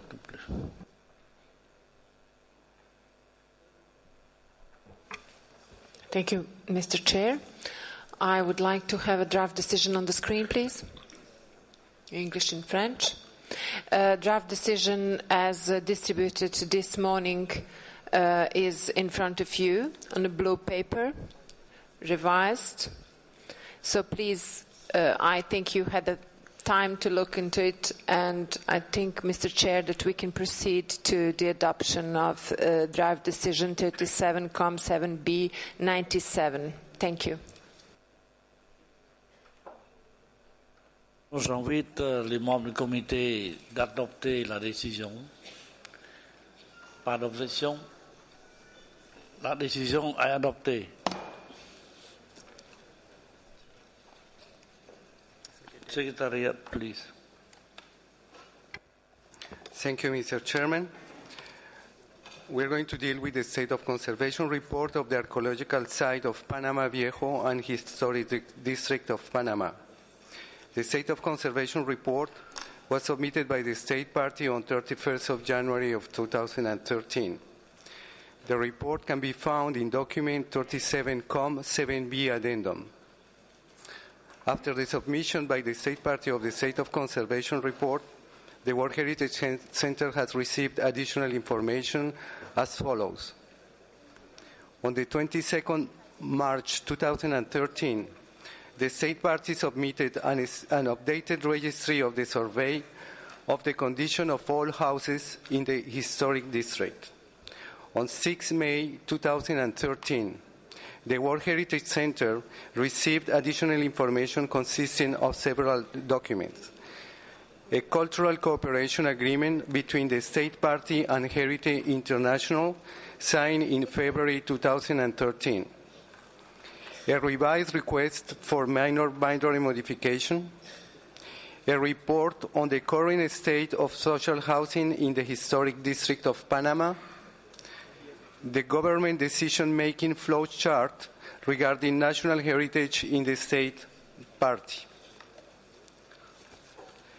On 7 June 2013, the World Heritage Center received a letter from the State Party requiring clarifications on the text of the State of Conservation document.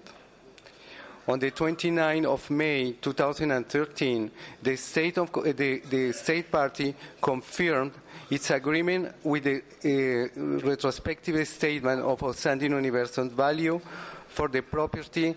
This statement is proposed for adoption by the committee at the present session under item 8E of the agenda. Finally, on 15th of June, the World Heritage Center sent a response letter containing the answers provided by the advisory bodies not to the clarifications requested. The draft decision can be found on page 189 for the English version and page 200 for the French version. Mr. Chairman, ICOMOS has some additional comments on this item. Thank you. Thank you, Mr. Chair. The World Heritage Committee has examined the state of conservation of this property in the past 5 sessions, and in the last 3, ICOMOS recommended inscription on the list of World Heritage in danger as a call for action to address the threats, given the significant decay of the historic fabric, the limited enforcement of regulations, and functioning of the management arrangements for the property. ICOMOS also expressed its added concern about the potential threat to the outstanding universal value of the property that would be derived from the construction of the maritime viaduct, which, in the opinion of many of our experts, has exacerbated the gravity of the above-mentioned concerns. The current situation is presented for consideration by the committee in the State of Conservation report. ICOMOS notes that actions have been taken to address the recommendations by the World Heritage Committee at previous sessions. We consider the initial formulation of the management plan is a positive step forward, but it has yet to become fully operational to address long-standing conditions at the property. The construction of the Maritime Viaduct officially started in September 2012, and as of April 2013, 55% of it had already been completed. ICOMOS reviewed the documentation submitted, and the conclusions of our extensive consultation process are presented for your consideration in the State of Conservation Report. The Heritage Impact Assessment submitted by the State Party highlights the setting and current landscape of the property, comprised of the historic district, the surrounding Bay of Panama and its panoramas, and the waterfront. As noted in the States Party's report, this corresponds exactly to the 18th century map of the city, and the report itself underscored that the landscape of the historic center had remained largely unchanged since the 19th century. The report also noted that the unobstructed view, in its perception of the foreground and background, is part of the collective memory of the capital's population. The Maritime Viaduct now encircles the coastline, which has been the edge of the historic district since its foundation. The Statement of Outstanding Universal Value of the property notes the distinctiveness of the property as a fortified coastal settlement, its location and setting in a peninsula, and how this influenced the development of the distinct architecture of the property. The unique location is also a testimony to the nature of early settlements in Latin America, with a layout and urban design that was adapted to the particular context. As noted in the Heritage Impact Assessment, the environment and the location were an integral part of the selection of the area for the new capital, and an integral part also of the defensive system. The construction of the Maritime Viaduct has altered significant associated views between the historic district and its historic setting, and the uninterrupted and distinctive relationship that existed between the architecture, the fortified walls, and its sea context. The conditions of authenticity and integrity have also been adversely and significantly impacted as a means of the property to convey the historic, strategic, and defensive location on the Central American Isthmus has been compromised. The historical limits of the property have also eroded. Given the magnitude and extent of the impacts of the property, the committee might wish to recall ICOMOS's recommendation made at the 36th session of the committee, calling for considering delisting this property from the World Heritage List. Thank you.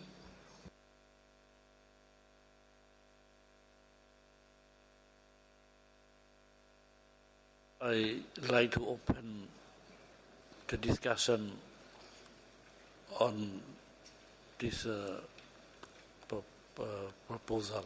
Yes.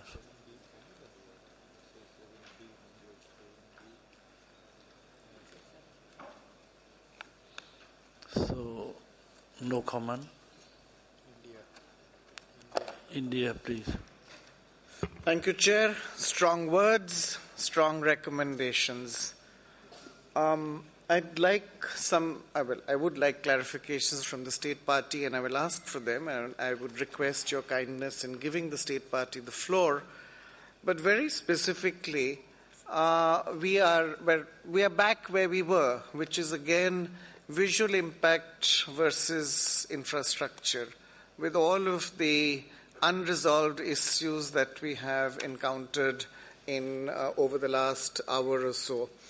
Very specifically, is this within the property, this maritime viaduct? Is this within the buffer zone? Is there a notified buffer zone on national legislation? And most importantly, what, if any, have been the improvements in the property itself, in the site itself, which is the old and historic district of Panama? Thank you, Chair. I give the floor to Qatar. Qatar, you have the floor, please. شكرا سيد الرئيس. أنا أضيف يعني صوتي لصوت الهند، وأيضا أطرح سؤال آخر له علاقة بهذا الموضوع على الدولة الطرف. هل لهذا الجسر البحري تأثير على المعيار الذي تم تسجيل الموقع على أساسه؟ شكرا.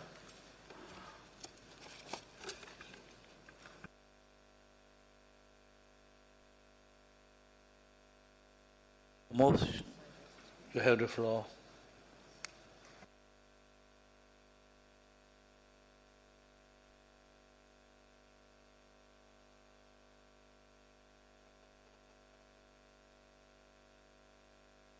So you have the floor. I apologize, Mr. Chair. As noted by the World Heritage Center, we received the request for minor boundary clarification, and a letter has been sent to the state party regarding its evaluation. The boundaries of the property have yet not been adopted by the committee.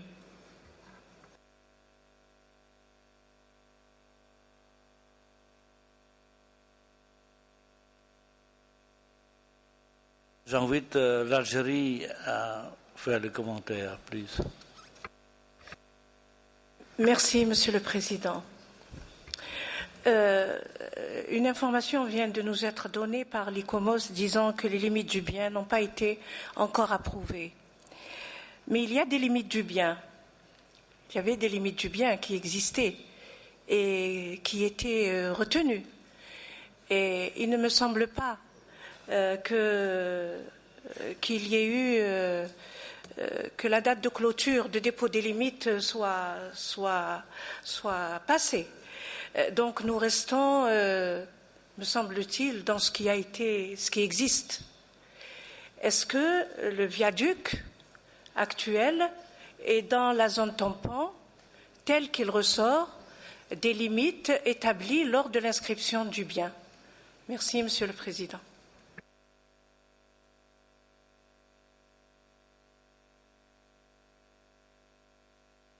Moi, est-ce que vous voulez répondre? Yes. The committee might wish to recall this is a property that has two component parts. The component part of the archaeological site has precise boundaries and an adopted buffer zone. The historic center itself does not have a buffer zone that the committee has adopted. The revised the document for the minor boundary modification was submitted in June. In May, the World Heritage Center can clarify it, and the center has made an evaluation of this documentation.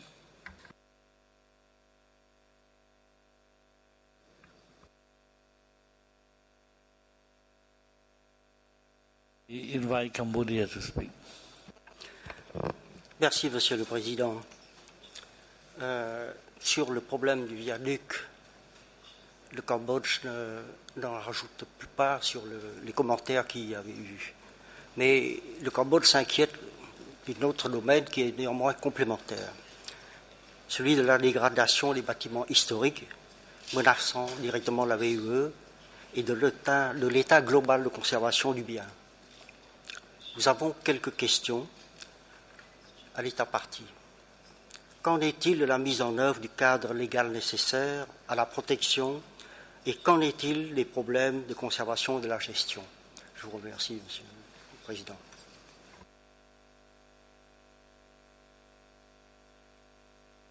Give the floor to India first, and after that, you see, the state party will have the floor.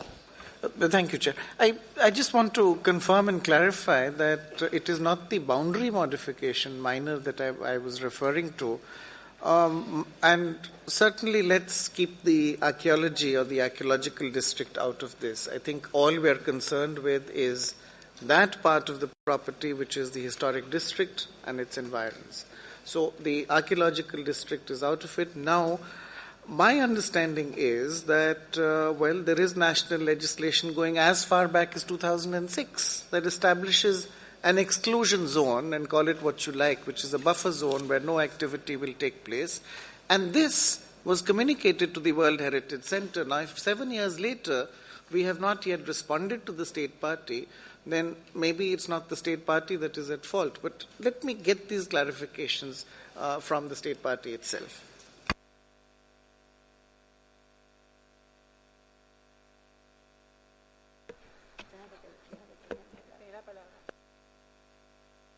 Party Panama, you have the floor.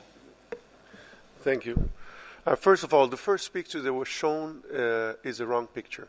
So we started in the wrong way. That is not the first picture that came in. Okay. Panama has invested over $180 million in order to fulfill the conservation of our property. The most important achievement was the management plan, as you said, is quite vast because it compromises all the sites of Panama into one management plan. We also invested $130 million in relocating a road that intersected the archaeological site.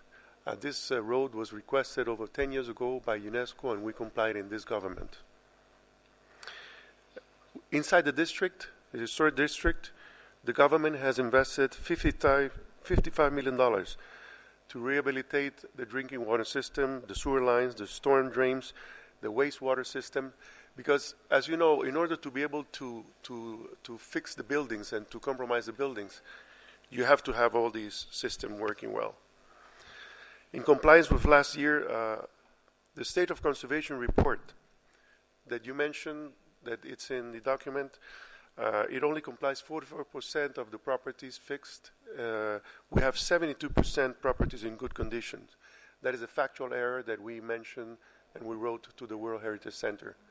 So, and you use that as to justify also try to put us in danger list. So you have wrong documents informing the state bodies. Okay. By proving that the project does not affect the attributes on the criteria 2, 4, and 6 described in the property inscription dossier in the list of World Heritage, the implementation of the marine viaduct was feasible. The state party considers there's no reason to include the property in the list of in danger. Actually, the current state is better than when it was inscribed originally. We are most willing to receive a visit of UNESCO to analyze everything in situ. Thank you very much. There were more questions, and I cannot answer in those 2 minutes. May I yield? Because there was a question on the buffer zone. May I yield to my colleagues, please? And also, go ahead. A little bit more time. Sí.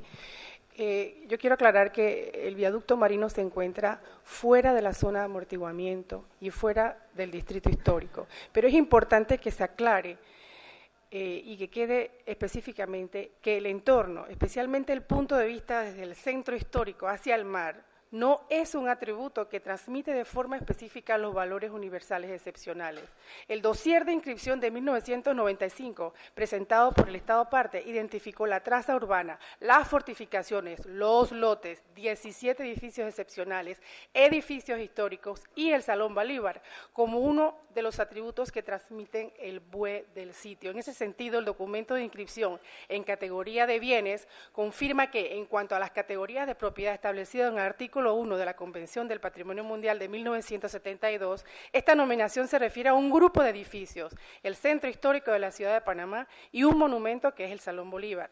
Y la ley panameña define el entorno inmediato del distrito histórico mediante su decreto ejecutivo de 51 del 2004 con un área de 250 metros de ancho que rodea la península de San Felipe, ya que el viaducto marino no se está construyendo conscientemente fuera de esa zona de amortiguamiento. Evidentemente, dicha estructura no debe ser considerada como parte de este entorno inmediato. Adicionalmente, señalamos que el impacto visual no está definido objetivamente en la Convención de Patrimonio Mundial y en las directrices operativas. Las conclusiones del informe del estado de conservación se basan en premisas subjetivas y por lo tanto son inválidas. Gracias.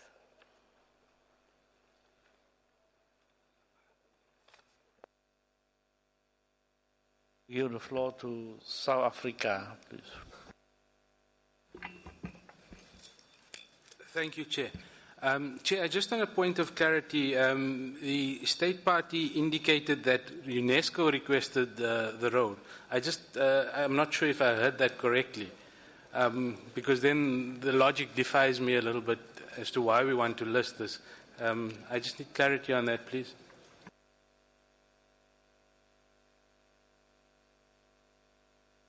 You have the floor.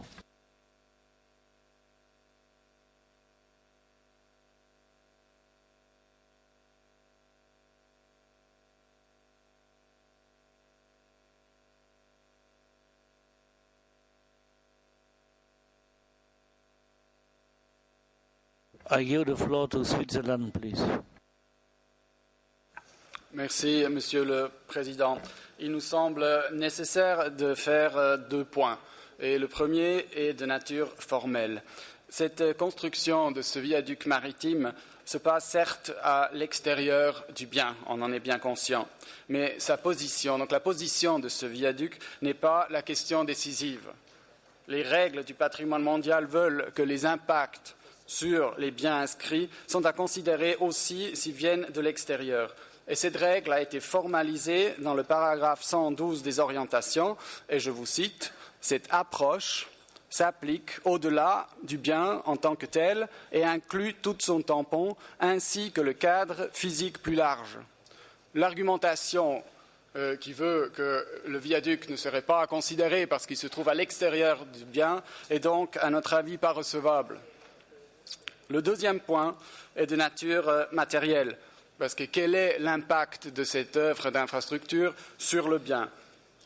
Eh bien, j'aimerais rebondir sur ce que disait l'État partie tout à l'heure, que la photo que nous avons vue n'était pas la juste. Donc, nous, par contre, en tant que délégation, nous avons fait un peu des recherches pour nous préparer. Nous avons trouvé des photos sur Internet. Nous avons aussi reçu des photos de la société civile du Panama.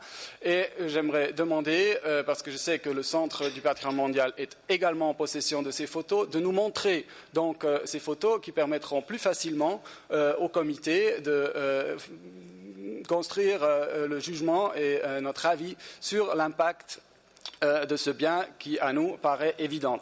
Merci, Monsieur le Président.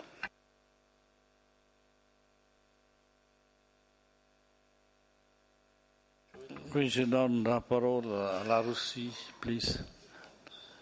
La Russie, vous avez la parole. Спасибо. У меня, собственно, не выступление, у меня 2 вопроса. Скажите, пожалуйста, а с какого времени ЮНЕСКО и КАМОС работает со страной? И какие рекомендации были даны, от чего страна категорически отказалась? И поэтому они оказались в вот такой ситуации, когда сейчас вот подвергаются массированной критике со стороны и КАМОС, и Центра всемирного наследия. Спасибо.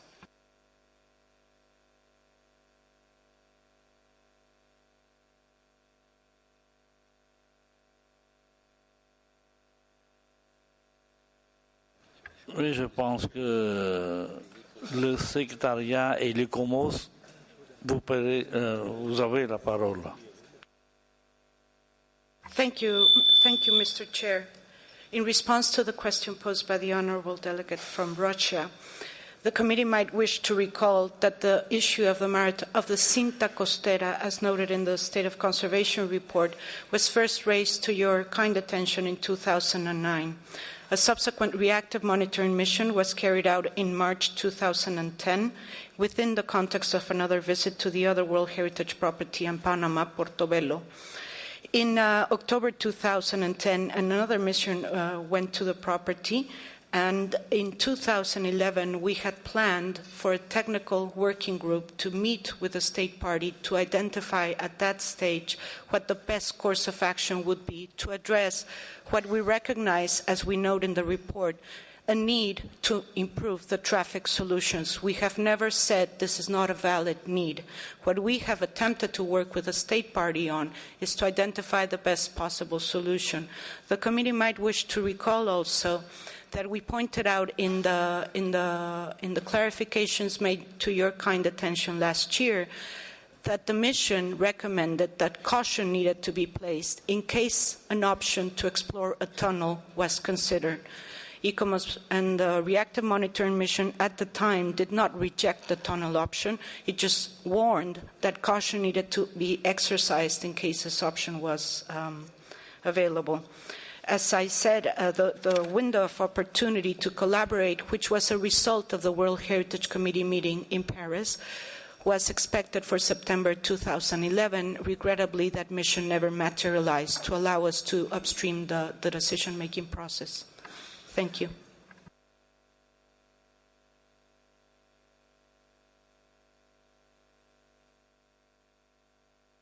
Do you have some idea? Secretariat? No. So I give the floor to India. Thank you, Chair. I think I will now succeed in drawing the legal advisor into the discussion. The distinguished delegate to Switzerland is referred as to para 112, and he's probably and obviously referring to the last sentence of that, which says, this approach goes beyond the property to include any buffer zones, and almost as an afterthought, as well as the broader setting. Whatever that broader setting is, political or financial or whatever it is, purely from a legal point of view, and this requires a legal answer. What is the locus standi of this committee, of this body, to go beyond the site that is inscribed and the buffer zone that is agreed upon, in this case unilaterally declared by the state party but not responded to by the World Heritage Center? And broader setting, I think when we talk legally, we require a very specific answer, one that is not contextual, one that is something that can be established without doubt in a court of law. Thank you.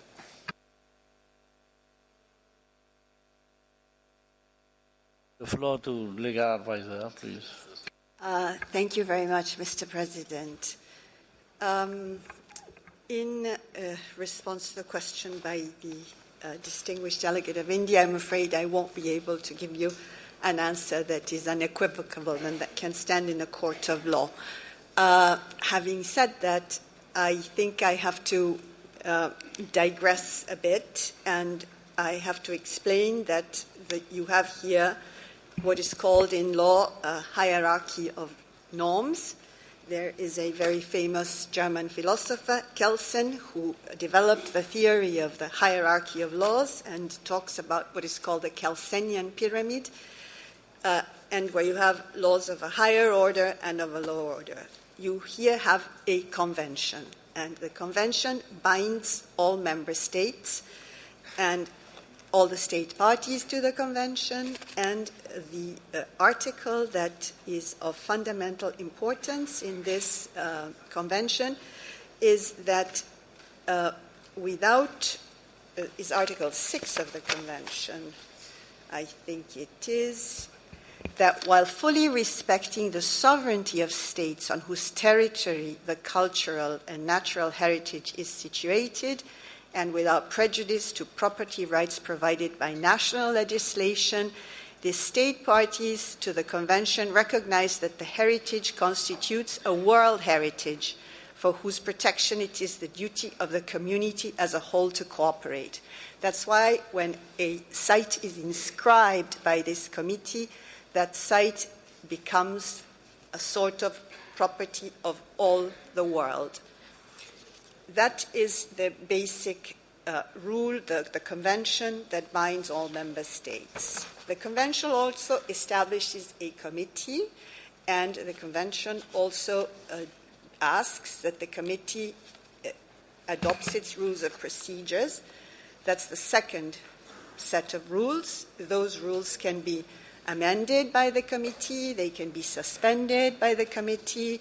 They're the rules that function that regulate how the committee functions. And then you have the guidelines, and the guidelines have been drafted by the committee, and they're revised every 4 years or every 5 years or whenever the committee wishes. And it is the convention that mandates the committee to revise these guidelines. So the guidelines are not just drafted, they're imposed upon the member states by the convention itself. And when the committee adopts the guidelines, it has itself bound itself, in a sense, by those guidelines, even though, of course, they're not binding. The guidelines, as they stand now, and contain a series of norms with respect to how the property should be inscribed, what are the buffer zones, what are the management systems, and all of these norms are designed to maintain the outstanding universal value of the property.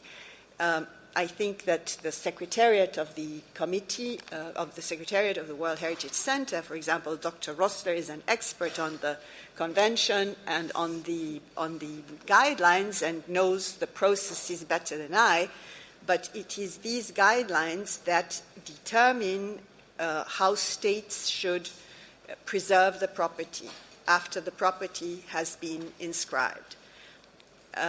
Well, these guidelines are recommendations. They're for states to take into account. They set rules for how property should be inscribed. They have time limits, etc. It is for the committee to determine whether the states have fulfilled their obligations under international law, under the convention, with respect to the property that has been inscribed. I don't know, Mr. Ambassador, whether that answers your question. Thank you. Chair, Thank if you, I could follow that, I've been enlightened, I've learned a lot about law, but you have not answered the question.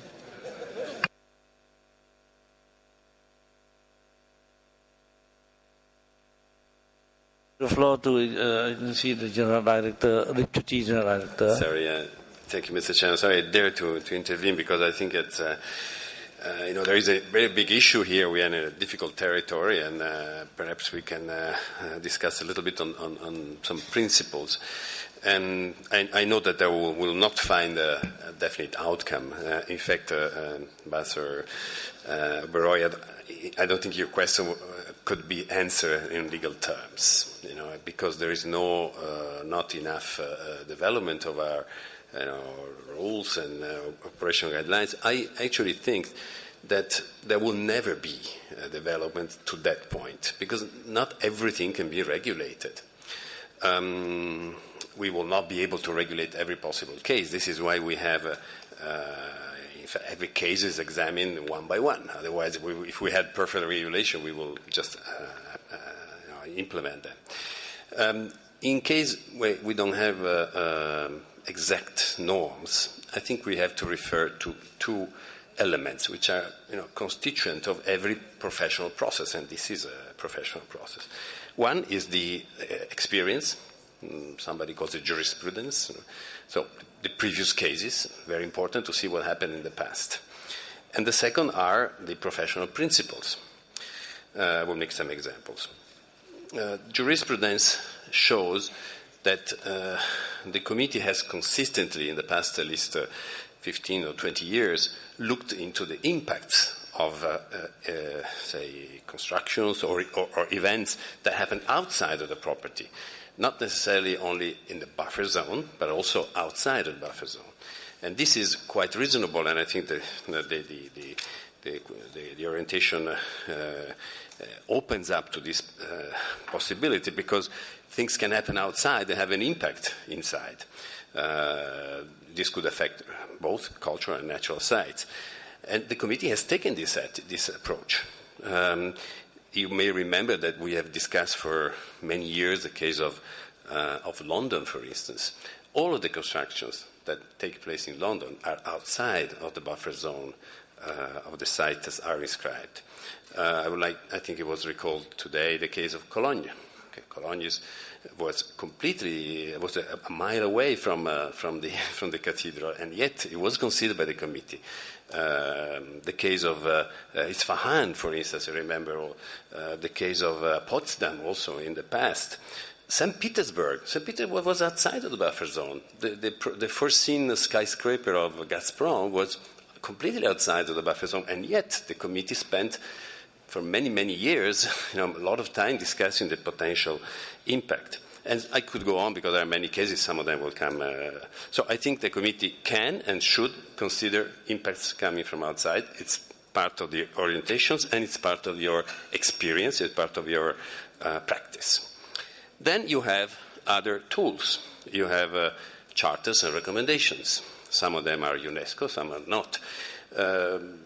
You may refer to the basic charter that we use all the time for our consideration, the Charter of Venice, for instance, which is the key conservation document. This is not reproduced in the operational guidelines, and yet all of you consider this as the law. Same thing happens for all the Charter of Washington, which considers urban areas. Somebody mentioned today the historic urban landscape recommendation. It's a possible guidance. You will not find an exact response to your query, but these are important documents that help in your consideration. Now, if you look at these charters, declarations, all the sum of documents that form the professional knowledge, you will find a lot of reference to setting, both in UNESCO and e-commerce recommendation. I would like to quote the Xi'an recommendation of 2005, which is specifically on setting, where the role of the setting and the natural environment of sites and the relationship, visual, non-visual relationship between a site and its surroundings are considered as important constituents of the site. So I really encourage you to go beyond this situation where the lack of a specific regulation would seem like a blockage for your decision. Because, in fact, there are, both in your experience and in the professional practice, a lot of guidance and a lot of elements that can guide your decision. Thank you.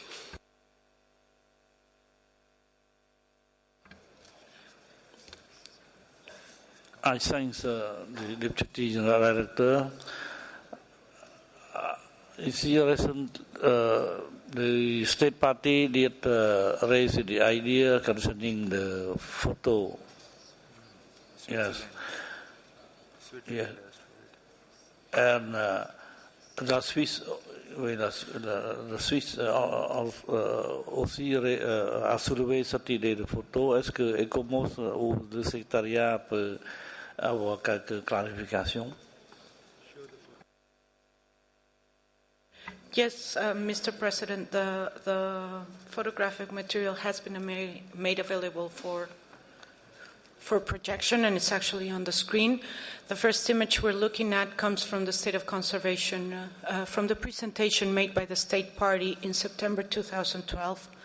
In January this year. It's the view of what the Casco Antiguo looked like prior to the construction. Could I have the next image, please? That's an image we received from civil society. It's a Google Earth image pointing to the progress of the viaduct construction. Next one, please. That's another aerial image that we received 3 weeks ago on the progress made on the construction to date. Next one, please. This came from the press. This past two weeks. It's a Panamanian newspaper that showed this on the occasion of the inauguration of the park. Next one, please. And this also comes from professional associations demonstrating the views of the viaduct from the historic center. These are just some of the images we have. We received many illustrations, many photographs that we, of course, consider into our files. Thank you, Mr. Chair.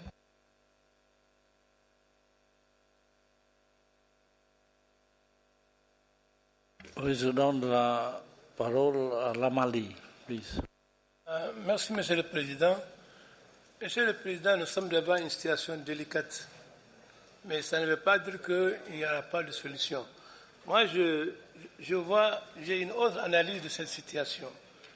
J'ai l'impression que nous avons affaire à un site qui a été inscrit suivant des biens. Nous avons des biens en série ici, parce que selon les explications qui ont été données, ce n'est pas l'ensemble du bien qui a des problèmes. Nous avons la partie archéologique qui est dans un état de conservation acceptable. Et une partie également de la cité historique qui est dans un état de conservation acceptable. Alors, le problème fondamental, c'est au niveau du viaduc et de son impact visuel sur le bien. Moi, je souhaiterais solutionner techniquement ce problème en faisant 3 propositions concrètes. La première proposition, c'est d'abord une collaboration proche entre l'État partie et l'ICOMOS.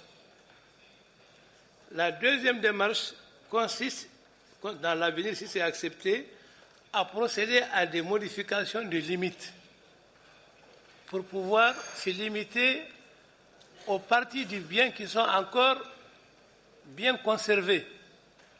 Ça revient à l'État partie, mais aussi à l'ICOMOS. Et troisième proposition, une fois que les deux sont acceptés, il va falloir procéder à des mesures correctives, parce qu'il va falloir agir sur ces sites-là. Mais dans aucun des cas, on ne souhaiterait aller vers l'inscription au patrimoine mondial en péril. Je vous remercie.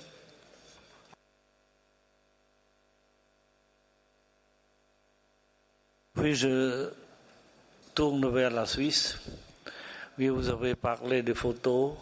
Et aujourd'hui, après avoir vu les photos,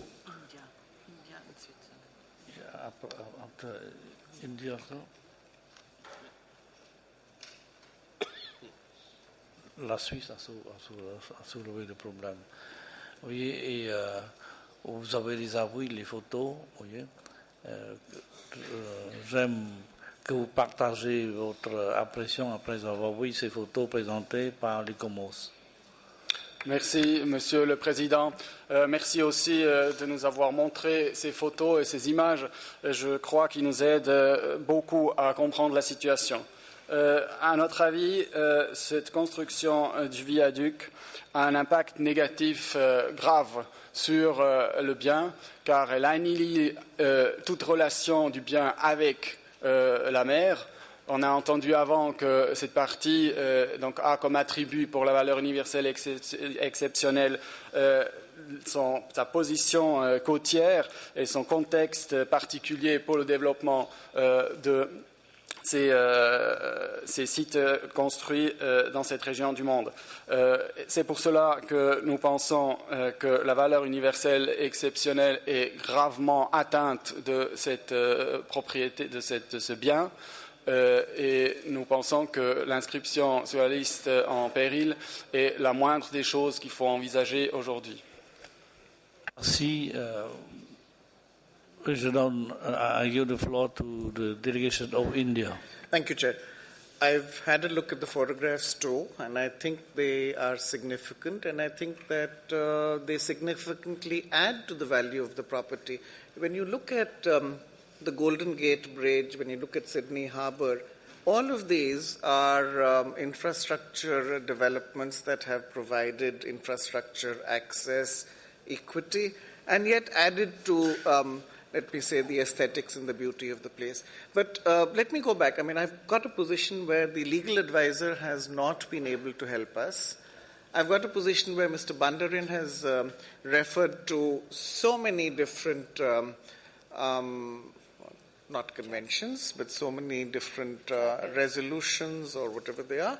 But let me ask for something written by Mr. Bandarin himself, which is the historic urban landscape. You know, Mr. Bandarin is the recognized authority, author of this, and this allows for a symbiotic relationship, meaning it allows for the kind of flexibility that only Mr. Bandarin could have thought of between culture and development, you know, between providing the essentials, the basics, the services, and so on, and retaining the essential characteristics. And Mr. Bandarin has done a lot of work on this. And I think we could expect from him, the same approach of encouraging flexibility. And I agree with him entirely that there is no case, there is no cause to pin down a state party on this. Thank you.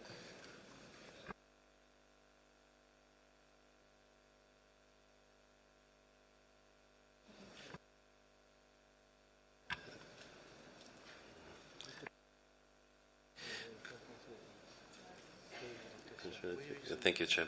Well, sorry, I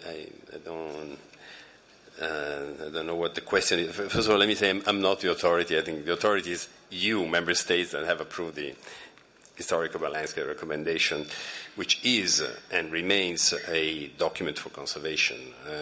Of course, it tries to look into the relationship between conservation and the life of cities, and that's very important. But it remains a document on conservation which looks very, very carefully at the context and setting of the city. So I don't think that this can be discussed as a case. We will have perhaps to see how this can be implemented in the operation guidelines. And in fact, there is even a meeting scheduled in September in Brazil for this. So I just confirm what I said. This is a professional process, which you are to judge things on the basis of cases that you have in the past examined, and on the basis of the judgment, which is not, I think, a subjective judgment. I think when a professional association like ICOMOS gives a judgment, it's not one person that has an idea. It's an accumulated experience of a group of professionals, so it should be seen, yes, as a professional judgment, not a subjective judgment, which is based on exchanges and on a long experience, based also reflected in the charters. So what I was saying earlier is that we do have the elements that allow a discussion and a decision on this case, or not entering the case. But I would like to take away the idea that we are in the void. We are not in the void. You do have an experience and a jurisprudence as a committee, and ICOMOS and the professional world has a lot of consolidated knowledge that is duly expressed in charters and recommendations. Thank you.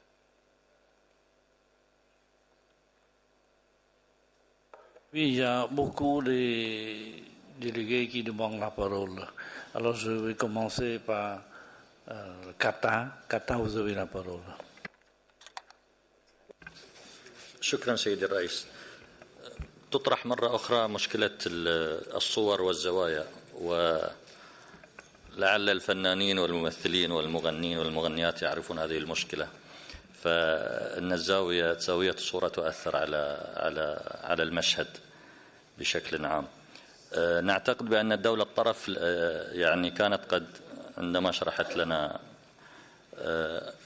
عن هذا البناء يعني رأينا صورا من زاوية الجسر المبني، وهذه الزاوية لم تكن موجودة من قبل، بحيث الإنسان إذا كان على الجسر يستطيع أن يرى البناء التاريخي من زاوية لم تكن موجودة قبل ذلك. فهذه ممكن أيضا تؤخذ في عين الاعتبار أن هذا البناء أو هذا الجسر ربما يضيف ناحية لم تكن موجودة من قبل، وهي الاستمتاع بالنظر إلى هذا الموقع من جهة البحر، وهذا أمر لم يكن متاحا من قبل. وشكرا.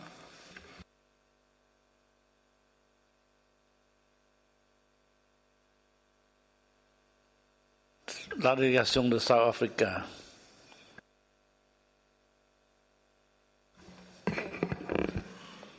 Thank you, Chair. I'd like to comment also about the pictures and probably request if there's a previous picture which showed the whole site and the viaduct to locate exactly where the historical site is. If you are able to, is that whole place the historical site, or is it a particular point? Where exactly is the historical site there?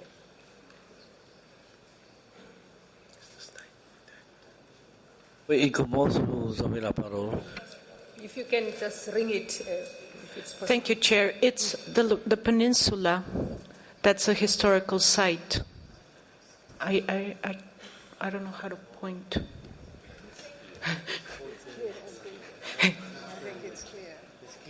It's the peninsula. The location, the property is located at this peninsula.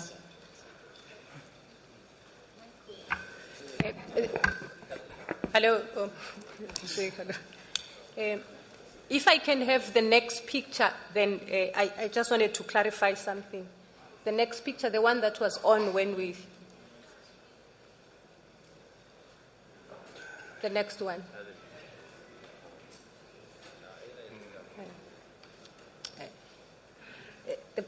The one after this one.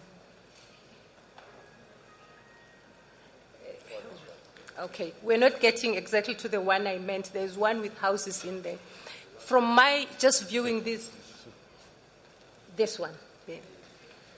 It seems to me that from the site itself, there already are unsightly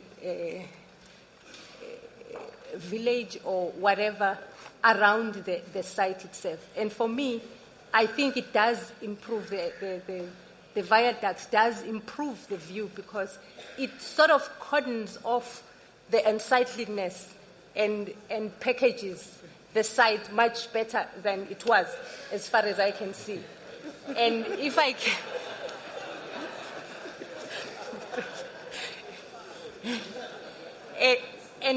And I think I would like to agree with Qatar as well when they said from the bridge itself, you now have a better viewing point of the site which you didn't have before.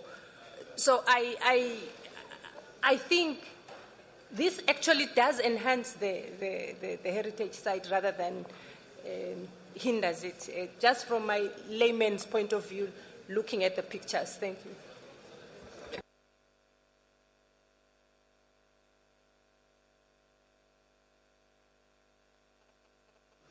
I invite Estonia. Yes.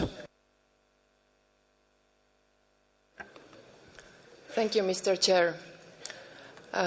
We find ourselves in a quite difficult situation discussing this site.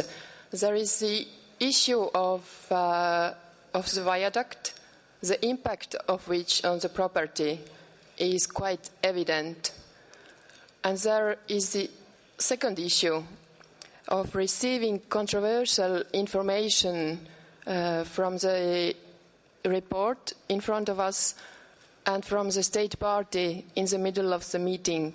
Now, we have looked through the summary records of previous sessions, and this has happened for several years in a row regarding the state of conservation of the historic buildings also. So we are in a difficult position, and I think that it might be too late to postpone this draft decision. We therefore support the draft decision as it stands, and would also like to quote our colleague, I think it was from Senegal, who a few days ago mentioned that once an animal has eaten, it has eaten. Thank you.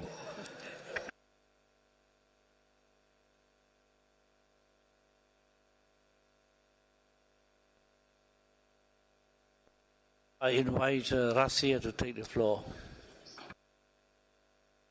Спасибо большое. Уважаемые коллеги, я бы, может быть, хотела бы вернуть вас к самому началу, что этот объект был вписан в список всемирного наследия в 1997 году. И я хотела бы напомнить, по каким критериям. Критерии 2, 4 и 6. Критерий 2 говорит о том, что он отражает воздействие, которое оказывает смена общечеловеческих ценностей в пределах определенного периода времени или определенного культурного района мира. I can cite it in English, if it is. Четвертый является выдающим образцом типа строения архитектурного или технологического ансамбля. Так? И четвертое, это мы говорим о тех духовных, исторических ценностях, которые содержат в себе наличие такого объекта.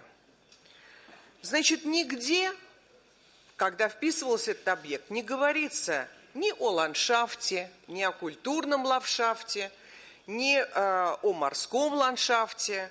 Говорится четко совершенно об исторических зданиях, об историческом центре. Панама – это крупнейший город с одноименным названием страны. Крупнейший. Он за это время, прошло почти что 20 лет. Город значительно вырос. Количество жителей значительно увеличилось. Все время говорили панамцам, что надо разгрузить исторический центр города, историческую часть от машин, улучшить инфраструктуру и убрать транспорт оттуда. Какие варианты при таком, так сказать, расположении города изменить эту инфраструктуру? Что, подземные туннели? Да там нереально это сделать. Город же должен жить, или он задохнется вместе с историческим центром, который погибнет просто под влиянием, так сказать, усиливающейся транспортной инфраструктуры. Поэтому мне кажется, что мы должны подойти к этому немножко по-другому. Мы вписывали по определенным критериям, как археологический, как, извините, архитектурный ансамбль. И виадук, ну, кому-то он портит вид, а кому-то он нравится. Понимаете, это уже вопрос абсолютно, на мой взгляд, вкусовой, потому что он разгружает инфраструктуру города. Он по своей архитектуре достаточно легкий. И нету такого жесткого правила. Ни для икомоса, нигде это правило не прописано. Это чисто вкусовое восприятие того, что произошло. И я, конечно, против того, чтобы вписывать это в список под угрозой с учетом того, сколько денег потрачено страной, сколько усилий потрачено страной на то, чтобы... Я призываю только к одному, чтобы эксперты и КАМОС, которые работают вместе со страной, в общем-то, как бы сели вместе и подумали, как выйти из этой ситуации и что можно... Хотя я не вижу здесь сильно никакой, в общем-то, трагической ситуации. Вот. И разобрались вместе. Спасибо большое. Merci la délégation de la Russie. J'invite la délégation de l'Allemagne de prendre parole.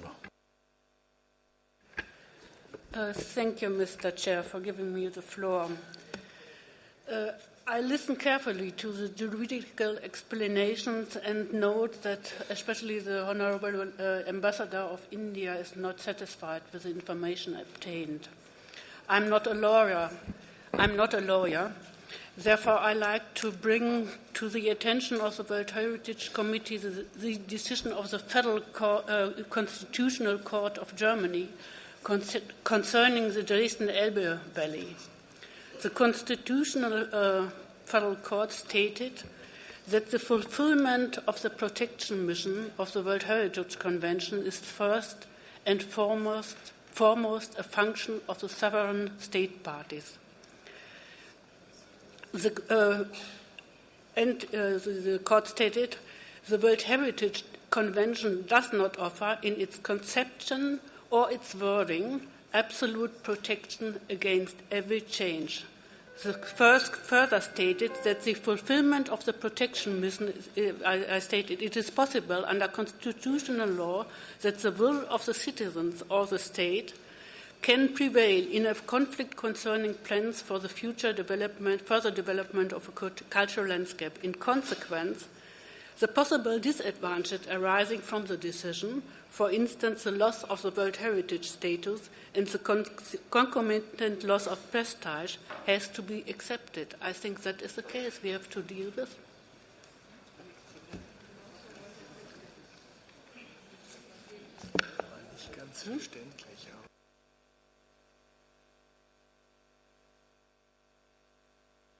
Thank you for the important point you raised.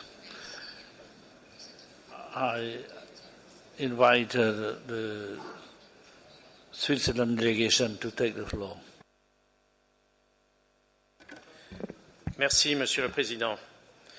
Je vais à dessein parler en français, but I'll also mention a few things in English. The distinguished delegate and representative of India has mentioned in English that Article 112 of the guidelines mentioned perhaps as an afterthought, which is to be understood in a certain way perhaps, but as far as I'm concerned it's written, that what is to be considered also is the wider setting. Now, en français, le texte approuvé parle d'un cadre physique plus large. Et au fond, lorsqu'il y a une interprétation à faire entre une définition large ou une définition étroite, c'est la définition étroite qui correspond à la volonté du législateur. Et donc, ce que je prétends maintenant, c'est que, avec des avis naturellement peut-être divergents, différents, nous avons à nous pencher également sur une vision qui nous a été exposée par M. Bandarin de la jurisprudence. Et je prétends que nous sommes en train de créer une forme de jurisprudence au sujet de l'interprétation d'impact visuel majeur. Alors, l'interprétation peut aller dans un sens ou dans un autre, mais je prétends qu'il n'y a pas lieu de considérer uniquement ce cas en considérant qu'une atteinte au profil visuel du bien considéré est acceptable, agréable ou non. Il y a lieu de considérer l'importance de cet impact et de le mesurer par rapport à d'autres biens où notre jurisprudence établie maintenant sera également prise en considération. Et pour terminer, je dirais que nous sommes tous des professionnels dans la salle. Pour ma part, je reconnais un grand nombre de professionnels de la négociation. Je reconnais également des professionnels du patrimoine, de la conservation du patrimoine, et bien au-delà des avis personnels au sujet des sentiments qui peuvent naître en nous à la vision d'une telle photo, j'estime que des critères objectifs doivent être retenus et que les professionnels du patrimoine sont à écouter dans ce contexte. Merci.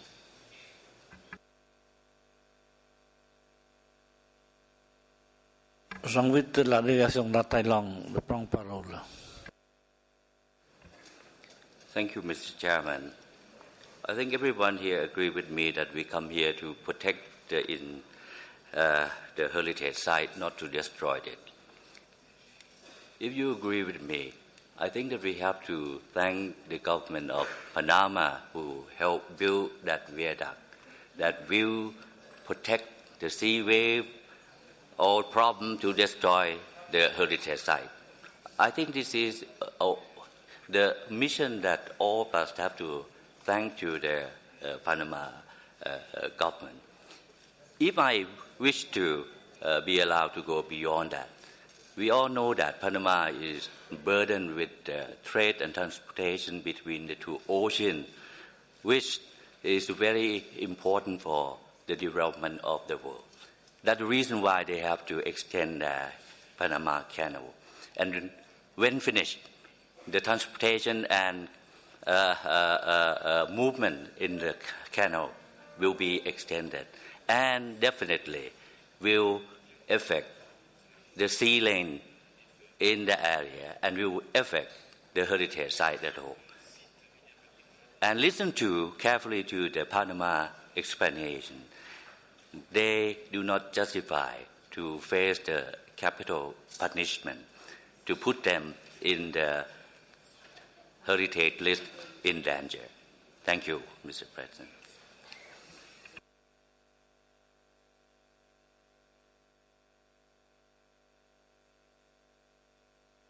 Give the floor to Mexico.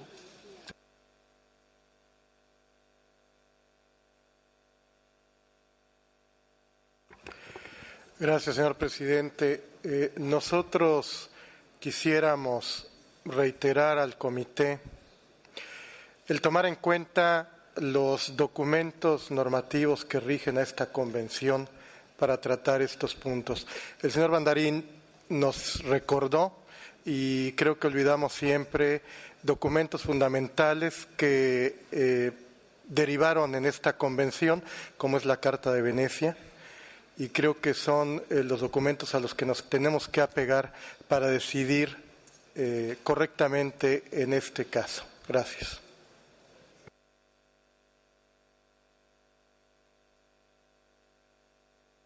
I give the floor now to Algérie. Merci, Monsieur le Président.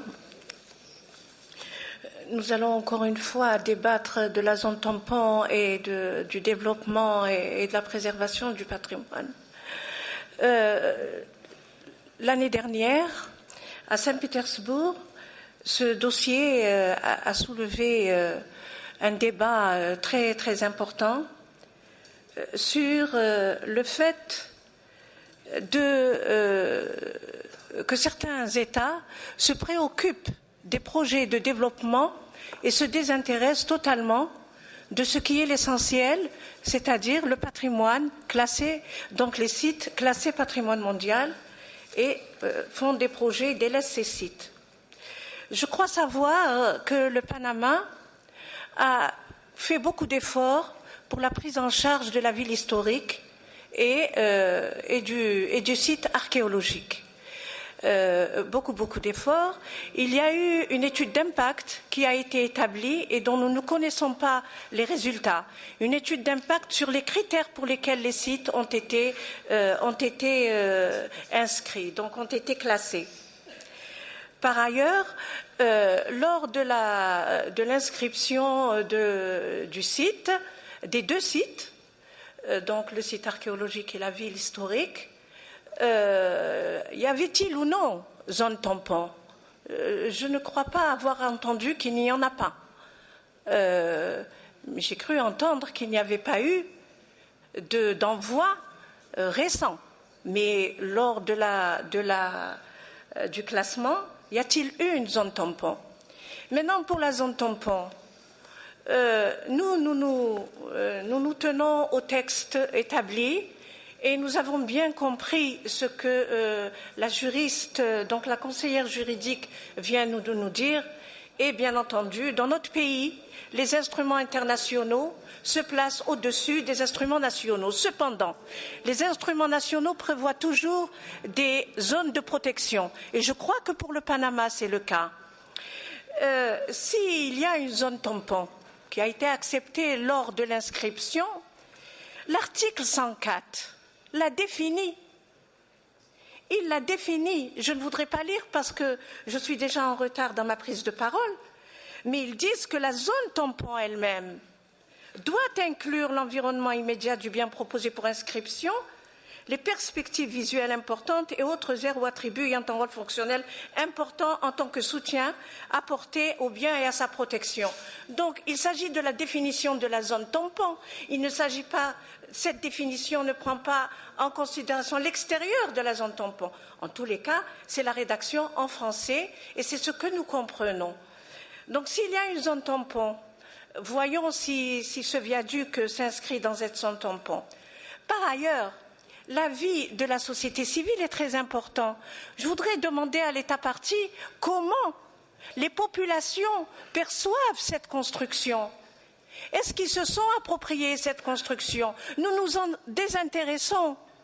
Nous avons une vision techniciste de l'impact visuel, de l'intégrité visuelle, qui est finalement très subjective, qui fera l'objet de discussions par ailleurs. Mais qu'en est-il des populations? Comment accueillent-ils ce projet de développement? Comment l'accueillent-ils? Merci, Monsieur le Président. Oui, je pense que le secrétariat ou l'ICOMOS voudrait donner une explication sur le zone de tampon. Oui. Merci. Merci. At the time of inscription, no buffer zone was recognized for the property. The World Heritage Center will clarify after I speak what the current situation is with the revised minor boundary modification, which was submitted by the state party to have an approval of a buffer zone by the World Heritage Committee. That's the current status. At the time of inscription, no buffer zone was recognized. There are buffer zone and provisions at the national level, but no buffer zone has been approved by the World Heritage Committee. Now, the center can clarify. Vous avez la parole. Merci, Monsieur le Président. Excusez-moi de reprendre la parole. Je voudrais quand même faire remarquer qu'au niveau du site archéologique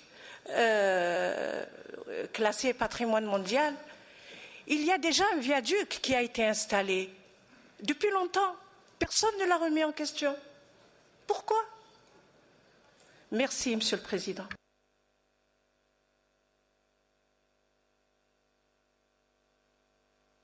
Oui, je vois que nous sommes placés devant un vrai défi. Hein. Oui, parce que pour une même chose, l'interprétation est très différente. Oui, il y a l'interprétation qui dit que le viaduc est positif, il y a l'interprétation qui dit que le viaduc est négatif. Oui. J'invite aujourd'hui le Sénégal pour prendre parole. Merci, Monsieur le Président.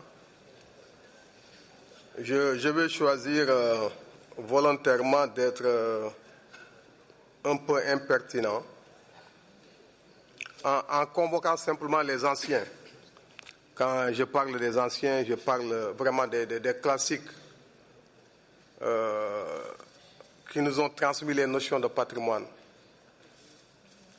En nous transmettant ces notions, on nous a appris, et je pense que nous avons tous accepté, que la définition la plus basique du patrimoine, c'est ce que nous avons reçu en héritage. Mais ce n'est pas tout. Les anciens, dans leur très grande sagesse, y ajoutaient la tradition définie comme ce qui mérite d'être transmis. En inscrivant ce centre historique au patrimoine mondial, je pense que le Panama a bien choisi la notion de tradition, donc cela mérite d'être transmis. Mais que sera le patrimoine de demain? Le patrimoine de demain sera-t-il simplement la transmission de ce que nous avons reçu en héritage, ou sera-t-il au contraire la somme de ce que nous avons reçu et de ce que nous y avons ajouté? Il faut bien se poser cette question-là. Et je pense que dans l'avenir, le futur de notre convention, il faudrait absolument articuler une gestion vertueuse de ce que nous avons reçu en héritage et une articulation harmonieuse de ce que nous apportons au patrimoine de demain. Je pense que cette question est extrêmement sérieuse. Il faudrait qu'on y regarde de très près avant de prendre une décision. Merci. Si la délégation de la Mali qui a soulevé une idée très importante du transfert de l'héritage. Sénégal, Sénégal. J'invite la délégation du Japon de prendre parole, s'il vous plaît. Thank you, Mr. Chair. I think we also facing the very difficult question concerning the impact given by the construction of infrastructure beyond the buffer zone, in particular concerning the visual impact. And having listened to the views by the other delegate, I think our views are divided into the very two types. So and also in order to solve this kind of problem, I feel that we need more thorough and professional analysis on the impact assessment study by the maritime viaduct. So I think that it might be better to organize the impact assessment study by state party and ICOMOS for the next session of the World Heritage Committee to examine the more thoroughly and the more substantially the impact of this issue. So that is my suggestion. And also when we would discuss the impact, for example, the delegate Mahdi suggests what heritage site includes architectural, archaeological site, and also the historical the district. So what kind of impact would be put into either the archaeological site or the historical district. So we have to do more deep study on the impact on the either of the site of this issue. Thank you. Si et je suis content d'écouter l'avis de la France.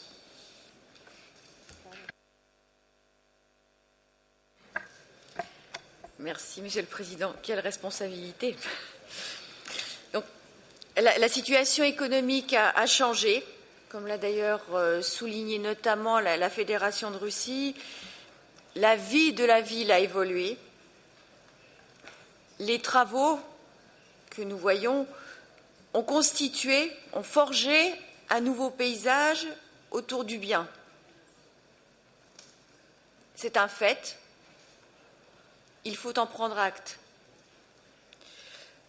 Nous souscrivons aux remarques qui ont notamment été faites par la délégation algérienne et, à l'instar de la délégation sénégalaise, nous nous interrogeons sur la jurisprudence qu'il faut aujourd'hui mettre en place. Merci, Monsieur le Président. Lee, s'il vous plaît.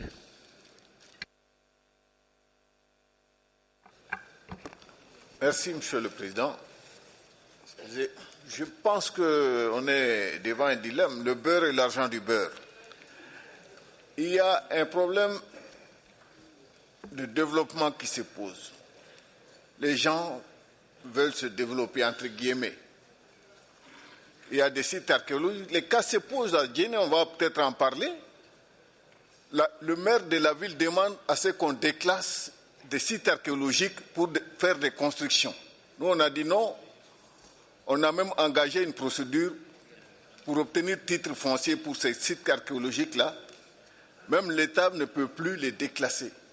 Donc, il faut opérer un choix, à mon avis. Il faut pas il y a des textes, il y a des critères à partir desquels on a inscrit ces sites-là. Maintenant, si l'État choisit la voie de développement en engloutissant les sites archéologiques, bon, c'est un choix qui a été opéré.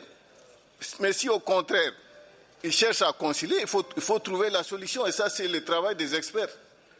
Si on va passer toute la soirée à discuter, on ne trouvera pas de solution, à mon avis, à ce problème. Je pense que nous avons dépensé assez de temps, voyez, pour les commentaires. Alors, quelle est la meilleure solution pour nous, voyez? Je n'aime pas les votes, parce que les votes ne renforcent pas la solidarité internationale. Oui. Et j'aime une solution de compromis. Alors, comment travailler pour avoir une solution de compromis? Moi, je pense à mettre en place un groupe de travail, oui, qui est capable, oui, de jouer le rôle pour trouver le consensus entre les deux opinions opposées. Alors, je demande l'avis de notre comité si nous devons former un groupe de travail. Vous voyez, qui est la meilleure solution pour trouver un compromis? Qui doit présider le groupe de travail? Vous voyez?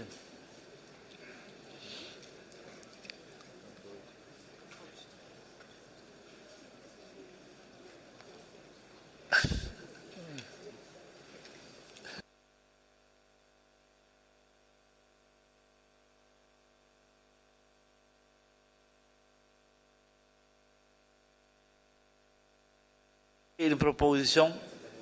Oui, je suis d'accord avec le délégué de la Mali, mais il ne faut pas dépenser plus de temps, oui, pour continuer les commentaires. Donc je propose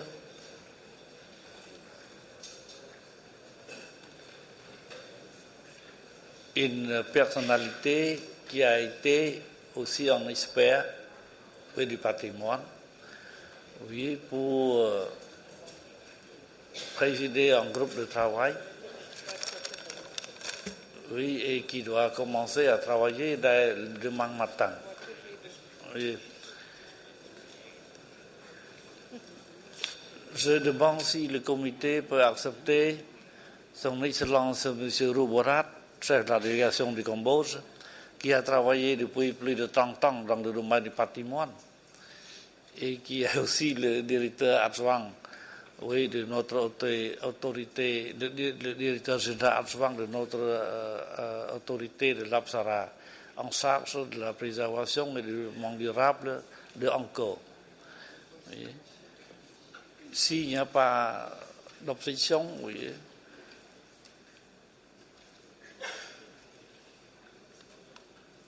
Oui, s'il n'y a pas d'opposition, alors, M. Roubarat, vous jouez le rôle, vous voyez, du président du groupe de travail et vous allez commencer à travailler dès demain matin, vous voyez, pour essayer de trouver un consensus. Oui, donc la solution est adoptée. Sénégal. Sénégal, please. Monsieur le Président, je pense que vous avez fait un très bon choix. Maintenant, je pense qu'il faudrait dans ce groupe au moins l'ICOMOS. Ensuite, peut-être, ceux qui souhaitent s'adjoindre à eux.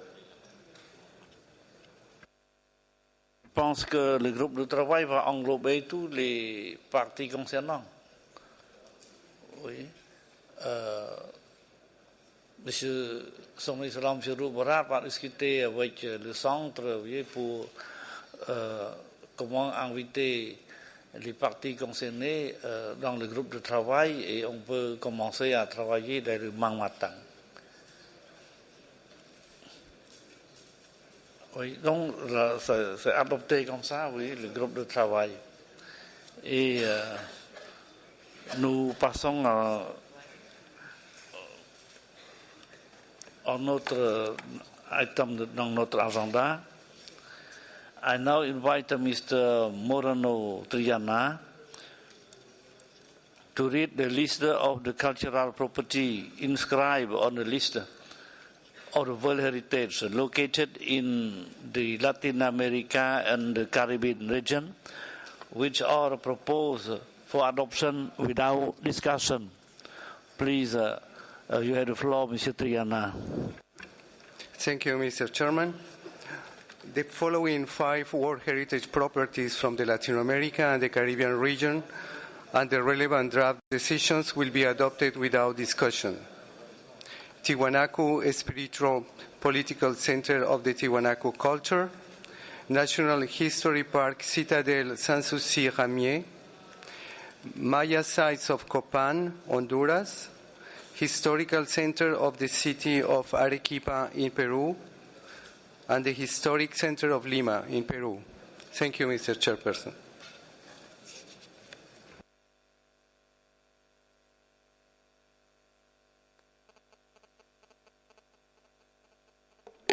Les membres du comité d'adopter la décision. Pas d'objection, donc la décision est adoptée.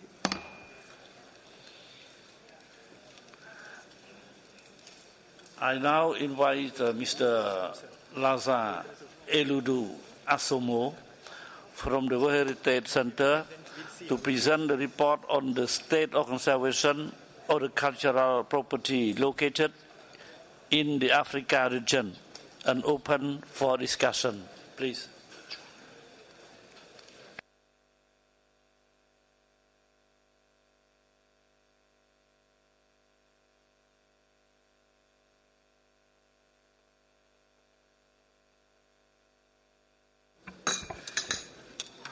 Thank you, Mr. Chair. The following properties in the Africa region are open for discussion.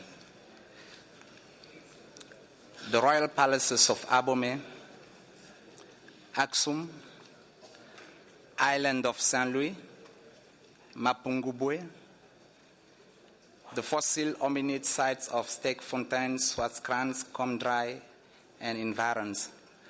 I understand, Mr. Chairman, that the delegation of South Africa has requested that Mapungubwe be examined later on because they are still expecting the head of the delegation who is to arrive.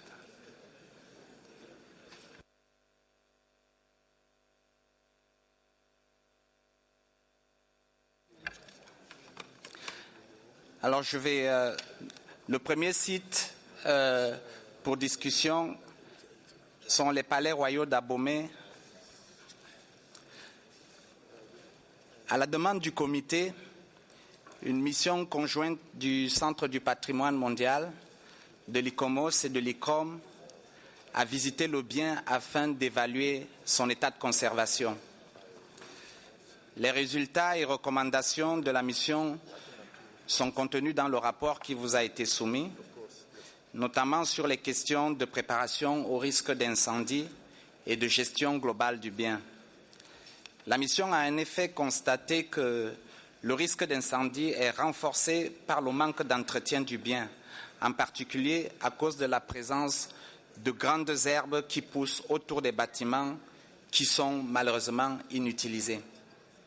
En réalité, ce sont ces matériaux inflammables qui accroissent les risques d'incendie que l'on a pu observer ces dernières années et qui ont détruit quelques-uns des bâtiments qui venaient juste d'être restaurés. Sur la question de la politique de reconstruction, la mission a noté que de nombreux bâtiments reconstruits, comme je le disais tout à l'heure, demeurent vides et sans fonction précise. Le comité avait déjà demandé à l'État partie de lui soumettre dans les précédentes décisions une politique claire de reconstruction afin d'éviter que de nouveaux espaces réhabilités soient confrontés aux mêmes situations et que les erreurs faites dans le passé soient reproduites. Enfin, la mission a noté que le plan de gestion qui avait été élaboré pour la période de 2007 à 2012 est arrivé à terme. Celui-ci devra donc être évalué et mis à jour très rapidement afin de corriger les manques et améliorer la gestion globale du bien.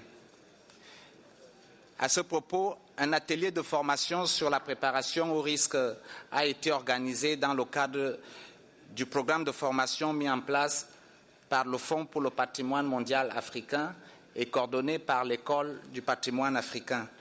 Cet atelier a eu comme terrain d'étude les palais royaux d'Abomey et il est à espérer que les résultats obtenus permettront à l'État partie de préparer un plan de gestion des risques qui permettra d'éviter malheureusement les problèmes qu'il y a eu par le passé. Par ailleurs, ICOMOS souhaite aussi faire un commentaire avec votre accord, Monsieur le Président.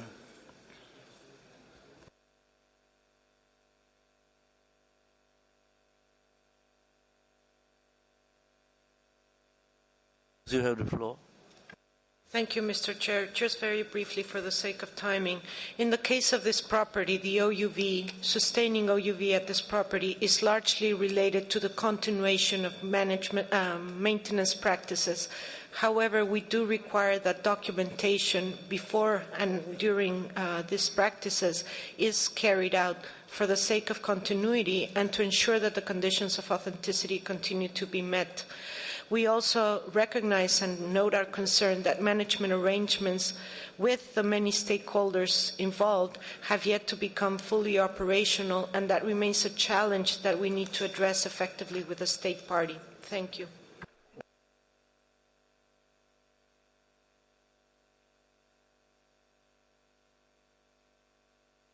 I open for discussion, please.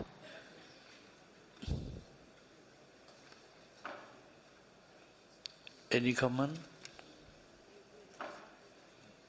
No, rapporteur, please.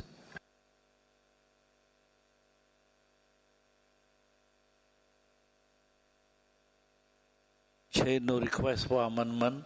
So I invite the committee member to adopt the decision. No objection, so the decision 37.7b.36 is adopted. Secretariat, please. Merci, Monsieur le Président. Le prochain bien à examiner est Aksum.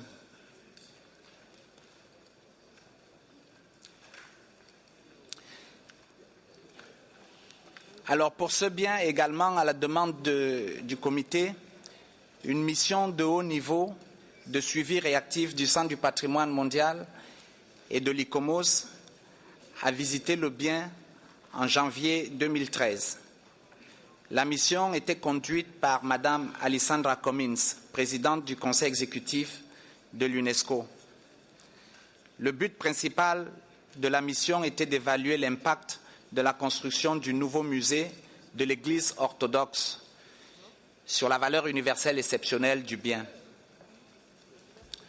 Pour vous expliquer un tout petit peu, ce nouveau musée est situé dans l'enclos de l'Église orthodoxe qui jouxte les bâtiments de l'ancienne et la nouvelle Église Sainte-Marie de Sion.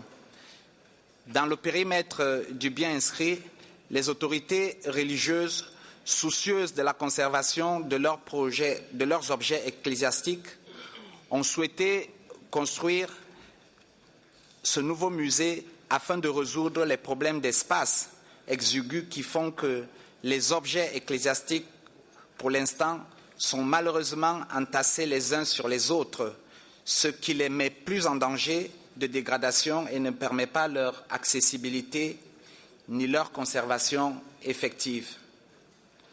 Je voudrais également souligner ici que Aksum est très important comme centre de l'Église orthodoxe éthiopienne, car c'est là où la religion orthodoxe éthiopienne a transféré ce qu'on appelle le paradigme aksumite en un nouveau paradigme christianisé. Ce musée a donc pour but de permettre de mieux abriter les différents artefacts donnés par les différents souverains et sans lesquels il sera très difficile de bien comprendre le sens des composantes de ce bien dont on connaît les extraordinaires stèles et plus particulièrement la stèle 2 réinstallée avec le concours de l'État partie, l'Italie et l'UNESCO. Après avoir conduit une évaluation globale de l'impact de cette construction, à partir de plusieurs points d'observation, la mission a conclu que le nouvel édifice avait finalement peu ou pas d'impact à partir des points critiques sur notamment le site des stèles. Ces impacts sont en fait atténués par la présence de grands arbres conservés autour de la cathédrale Sainte-Marie de Sion. Cependant, la mission a quand même recommandé que l'aspect extérieur puisse avoir quelques petites révisions architecturales qui d'ailleurs ont été discutées avec les équipes techniques en charge du projet afin de réduire son impact visuel sur les autres bâtiments de l'enclos où se trouvent l'église, la cathédrale, le cimetière, la chapelle de l'Arche d'Alliance. De l'avis de la mission, l'État partie peut donc poursuivre cette construction qui, du reste, à son sens, devrait contribuer à mieux gérer et interpréter la valeur universelle exceptionnelle du bien. ICOMOS souhaite également ajouter sa contribution.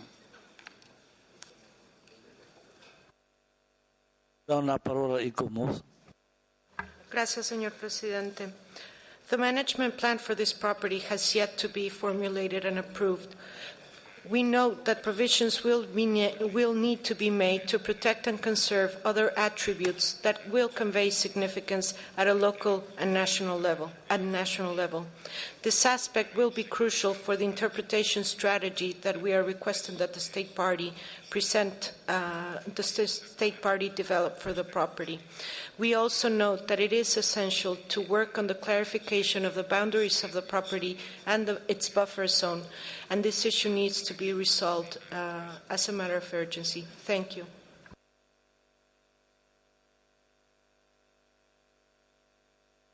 I open for comment.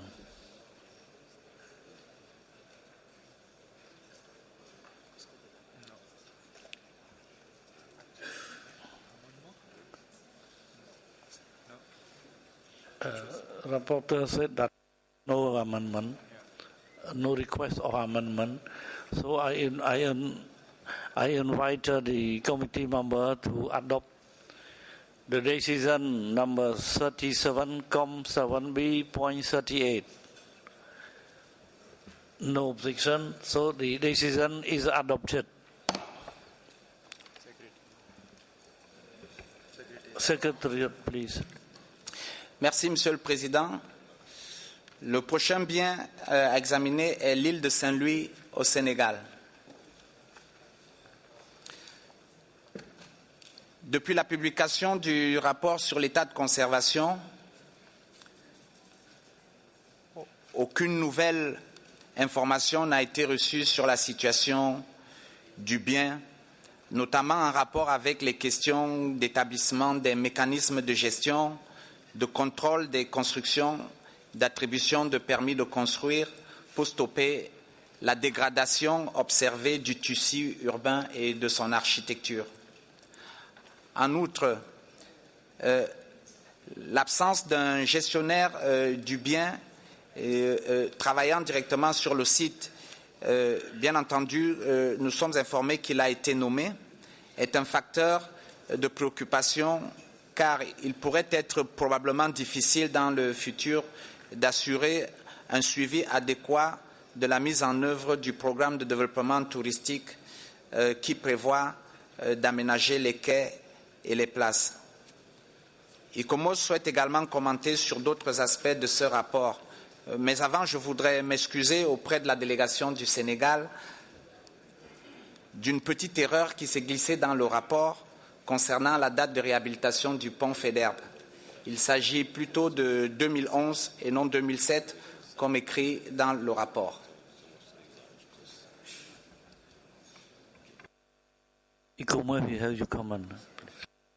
Thank you, Mr. President. There are many significant challenges in this property, particularly in having the adequate framework so that informed decision-making can occur at the property and manage the challenges associated with a lively and livable city. As noted by the World Heritage Center and as noted by previous decisions of the World Heritage Committee, many of the issues pointed out at previous sessions continue to be unresolved. We are requesting that a mission be carried out so we can work effectively and with the state party and assess what the current conditions are, and most importantly, to work with the state party to identify what the measures will be to secure the conservation and protection of the OUV of Saint Louis.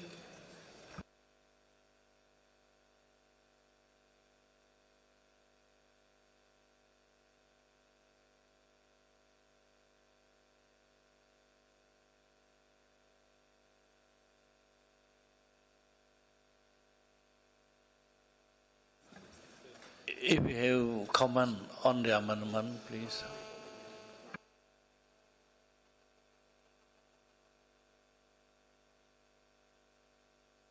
J'invite la France d'abord et après la Mali.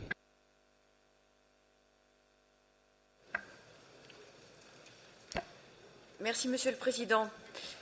Concernant ce bien, je voudrais tout d'abord rappeler les efforts de l'État partie, efforts à Saint-Louis qui sont exceptionnels, et mentionner le cofinancement avec la France de la réhabilitation du pont Faidherbe pour un budget de plus de 18 millions d'euros. Cet effort doit être salué et la dernière expertise de la Convention France-UNESCO en 2009 en a fait un constat positif. Le pont Faidherbe a été réhabilité en 2011, comme cela vient d'être évoqué. La France a fortement participé au plan de sauvegarde et de mise en valeur du bien. C'est, de l'avis de tous les experts, l'un des mieux conçus en la matière. Il doit être appliqué. En outre, il est important que l'État partie puisse apporter des éléments concernant différents projets de réhabilitation de certains édifices, mais également sur le programme de développement touristique et plus largement tout projet important prévu sur l'île de Saint-Louis et sa région. Ce dernier aspect est particulièrement important car l'État partie a inscrit sur sa liste indicative les escales du fleuve en vue d'une inscription sur la liste du patrimoine mondial. En résumé, la France reste très réservée sur la mise en péril au vu des missions de la Convention France-UNESCO et surtout, cette mesure serait disproportionnée car l'intégrité du bien, de sa zone tampon et le plan de gestion sont respectés. Une mission de la Convention France-UNESCO peut être menée dans ce cadre. Par ailleurs, la France a soumis au rapporteur un certain nombre d'amendements que nous sommes prêts à évoquer ultérieurement lors de la présentation. I give the floor to Mali. Merci, Monsieur le Président. Monsieur le Président, nous sommes en face d'une ville vivante. La ville de Saint-Louis est une ville vivante et je ne reviendrai pas sur les efforts faits par l'État parti pour pouvoir mettre en bon état le pont de Faidherbe. Mais il y a un problème technique qui me préoccupe. Il s'agit du plan de sauvegarde et de mise en valeur du bien. Ça, c'est vraiment un outil de gestion qui existe. Et je me pose la question de savoir pourquoi cet instrument de gestion qui a mobilisé beaucoup de ressources humaines et financières n'est pas encore appliqué. Si l'État parti peut vraiment nous apporter des éclaircissements sur ce point. L'autre point qui m'intéresse, c'est également de connaître les autres projets qui existent autour de Saint-Louis, parce que Saint-Louis, comme on l'a dit, c'est une ville vivante, et il y a un certain nombre de projets qui sont entrepris autour de l'île de Saint-Louis, parce qu'il faut avoir aussi une globalité de ce que c'est que Saint-Louis. Enfin, j'aurais souhaité qu'on encourage et qu'on organise d'abord une mission à Saint-Louis avant d'envisager une inscription au patrimoine mondial en péril. Finalement, Monsieur le Président, je voudrais demander à l'État parti de nous apporter un certain nombre de renseignements spécifiques sur les projets qui sont initiés autour de cette île. Je vous remercie. Je tourne vers la délégation du Sénégal, l'État parti. Premièrement, c'est pour répondre à la question de la Mali. Deuxièmement, si l'État parti est d'accord pour inviter une mission de suivi et puis supporte financièrement la mission. S'il vous plaît. Merci, Monsieur le Président. Nous n'aimons pas tellement accabler les organisations consultatives, mais elles n'ont pas mis les pieds à Saint-Louis depuis bien longtemps. Le dernier rapport que vous avez reçu date seulement de quelques mois, donc il n'y a pas une éternité. Je pense que la plupart de ce qui a été dit l'a été fait sur la base de l'exégèse. Et comme notre rapport n'est pas un texte sacré, cette exégèse, je pense, est une dissertation très libre. Ceci dit, nous acceptons qu'il y a un certain nombre de problèmes. Et ces problèmes, nous aimerions les partager avec vous. Pour notre part, nous avons pris un certain nombre de décisions importantes. L'honorable délégué de la France a rappelé tantôt qu'avec un cofinancement de la France, on a investi 18 millions sur le pont Faidherbe. Je voudrais aussi rappeler, pour répondre à l'honorable délégué du Mali, que le Sénégal vient d'emprunter auprès de l'Agence française de développement 24,5 millions d'euros pour la réhabilitation de Saint-Louis et le développement du tourisme dans la région notamment au niveau des escales. Donc nous prenons très au sérieux nos responsabilités par rapport à cette ville. Nous acceptons naturellement cette mission-là. Mais comme nous sommes déjà endettés à hauteur de 24,5 millions d'euros, nous n'avons plus d'argent pour financer cette mission. Donc il faudrait peut-être qu'on trouve les moyens de la financer. Mais si on trouve les moyens de la financer, nous les invitons volontiers à venir au Sénégal, à étudier la situation avec nous et à envisager avec nous les moyens les plus appropriés pour faire face à la situation. Donc cela ne nous pose absolument aucun problème. Merci, Monsieur le Président.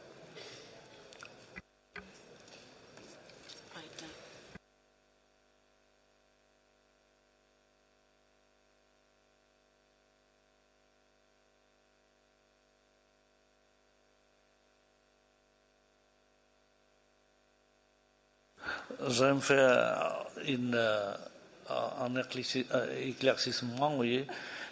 S'il s'agit d'une mission du centre, ce sera le centre qui paie. Oui. Oui. Donc ce n'est pas une mission de advisory body. Oui. S'il y a quelques autres commentaires. Nos rapporteurs, s'il vous plaît.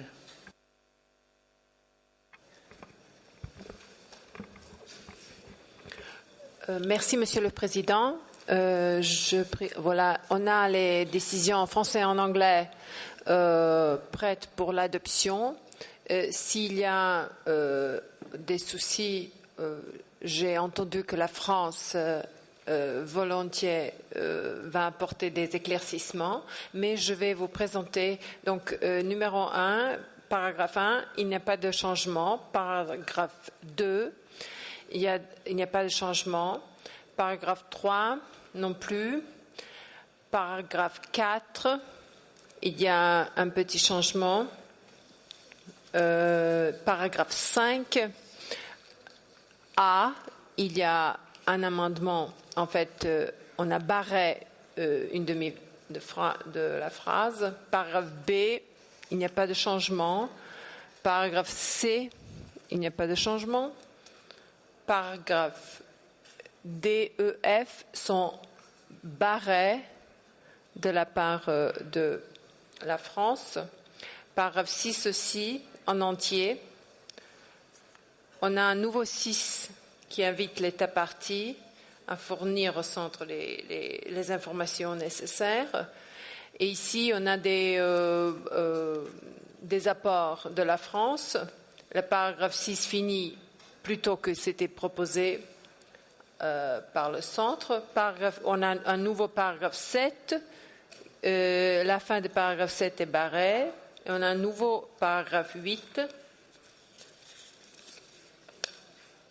qui n'a pas changé au niveau de la décision proposée que vous avez eue dans le document. Merci, Monsieur le Président. Vous pouvez procéder à l'adoption de la décision proposée. Demandez. Le texte est déjà présenté par le rapporteur. S'il n'y a pas d'opposition, je vous propose d'adopter la décision. Donc la décision est adoptée.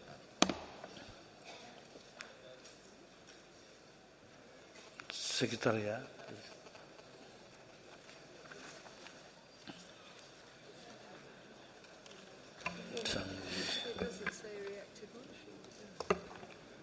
Merci, Monsieur le Président.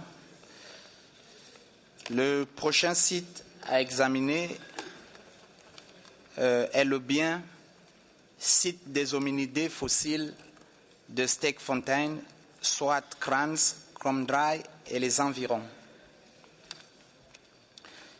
Distingués délégués, depuis l'inscription du bien, de nombreuses préoccupations ont été reçues par le Centre du patrimoine mondial au sujet d'une menace potentielle sur celui-ci. Alors cette menace est causée par des effluents provenant de mines abandonnées ou en activité dans le voisinage du bien. Ces inquiétudes ont en fait été soulevées parce que des eaux acides qui sont riches en fer et autres minéraux auxquels s'ajoutent des apports d'eau de mine non traités dus à l'exploitation, cette fois-ci des mines en activité, pourraient avoir un impact sur l'intégrité du bien, avoir un effet nuisible sur le système des grottes souterraines qui, comme vous le savez, sous-tendent la valeur universelle exceptionnelle de ce bien, qui est un site des hominidés fossiles. Donc, en janvier 2011, le Centre du patrimoine mondial a évoqué avec l'État partie la nécessité d'entreprendre une étude complète pour répondre à ces préoccupations. Cette étude a donc été préparée par l'État partie et a été soumise au Centre du patrimoine mondial. Pour ceux qui sont intéressés, elle est disponible sur le lien Internet des documents du comité, car elle est très intéressante à notre avis, et elle a été analysée par l'ICOMOS. Donc, avec votre accord, Monsieur le Président, je voudrais laisser l'ICOMOS présenter les résultats de cette analyse ainsi que leurs recommandations. Je vous remercie. ICOMOS, vous avez la parole. Thank you, Mr. Chair. This property consists of a number of caves within which have been found extremely important humanoid remains of Australopithecus, which date back 1.8 to 2.5 million years. And so it was in response to concerns raised by NGOs and others on the potential impact on the property, and particularly on these caves, of this highly polluted effluent from abandoned mining, that the State Party has undertaken this impact study.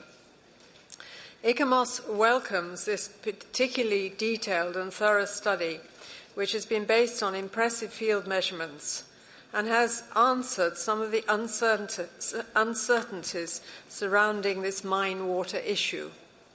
Much of the concerns had been based on limited sampling of the waters from the polluted mines. So this study is crucially important in beginning to set the caves into this wider understanding of the whole water structure of the karst rock.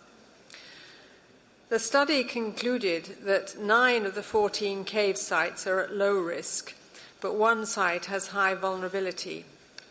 The study recommended the recommended response of the study is monitoring of the situation, management and treatment of the waters from the disused mines, but also they recommended further geophysical studies to identify possible voids in the karst rock that could trap water and might perhaps be linked underground to the caves. Since the completion of the study, the State Party has carried out this geophysical work on the voids. The study also produced recommendations. ICOMOS does consider there is a need to act on these specific recommendations, and we therefore welcome the fact that the Department of Water Affairs has initiated a feasibility study to put together a long-term solution to address these issues. However, implementing the necessary measures will take time, considerable resources, and there will be complex management responsibilities.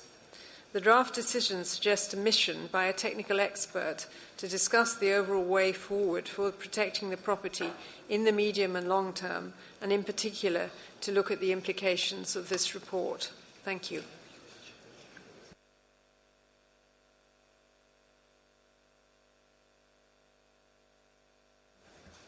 I open for discussion, please. Senegal, please. Merci, Monsieur le Président. Nous avons suivi avec beaucoup d'attention le rapport du Centre du patrimoine mondial et avec beaucoup plus d'attention encore les informations apportées par l'ICOMOS.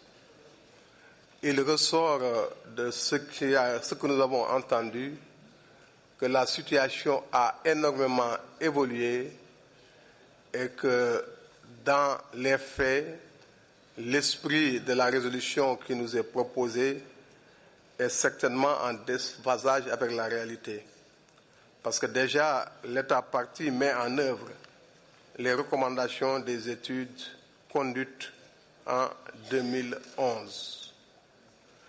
L'État partie aussi a soumis un rapport très détaillé dont la qualité a été saluée par l'ICOMOS et des dispositions extrêmement pertinentes sont en cours pour essayer de neutraliser les effets potentiellement négatifs des eaux de ruissellement contaminées liées à l'exploitation minière. Pour toutes ces raisons, nous pensons que la tonalité de la résolution doit être atténuée, que les efforts de l'État partie doivent être salués et encouragés. Il apparaît très clairement que la valeur universelle exceptionnelle est très largement hors de danger en ce moment, même si des efforts sont encore à faire. Nous souhaiterions que la parole soit donnée à l'État partie pour qu'il apporte des informations complémentaires. Pour ce qui nous concerne, nous avons proposé un projet de résolution qui sera affiché le moment venu.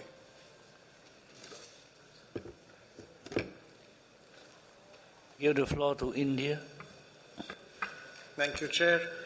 The distinguished delegate from Senegal has covered a lot of the ground. The study is actually well underway. It's being implemented. There is high-level monitoring being carried out in South Africa. I'm not very clear why a reactive monitoring mission, firstly in 2014, is being proposed. The state party has submitted the report and the study. There is no information that seems to be required by ICOMOS or the World Heritage Center. At least no information request has gone to the state party. I think we should be a little firmer on these reactive monitoring missions. I mean, they just cannot happen, sort of in this manner. You have to have a reason for them, a rationale for them. It's a fairly serious business. Lastly, the issue of the state party submitting to the World Heritage Center under Para 172, this is completely unclear to us. 172, in any case, is a paragraph that is fraught with implications and is not very clear. I would suggest that we review all of this, and I hope that the draft resolution, I haven't actually seen it, the amendments to it would cover a lot of this ground. Thank you, Chair.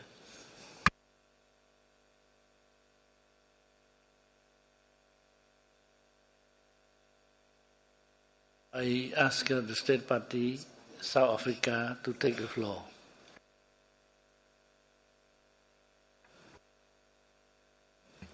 Thank you, Chairperson.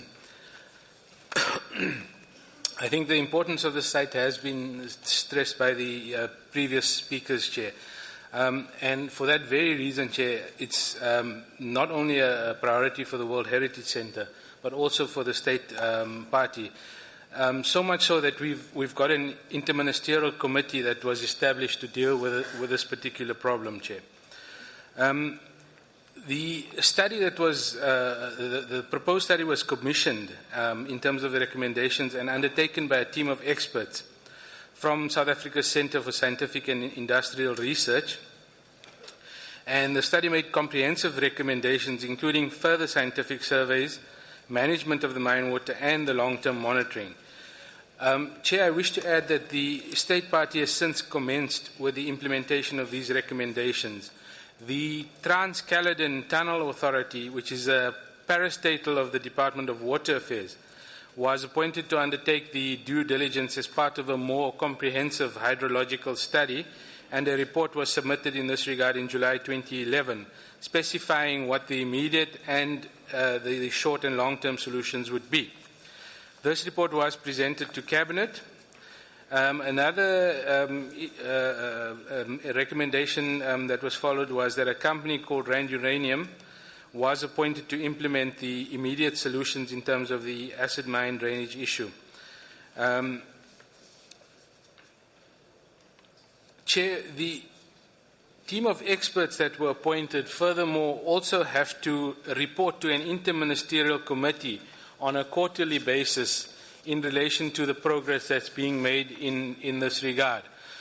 And the Trans-Caledon Tunnel Authority has already begun with the short-term interventions in terms of the interventions that have been identified.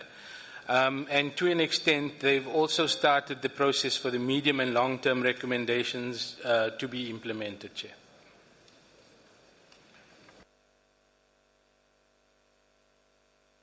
La parola a ICOMOS. Thank you, Chair. Perhaps I could just comment on the question that was raised by the State Party, the Honourable Delegate from India, on why the draft decision included recommending that the State Party invite a reactive monitoring mission.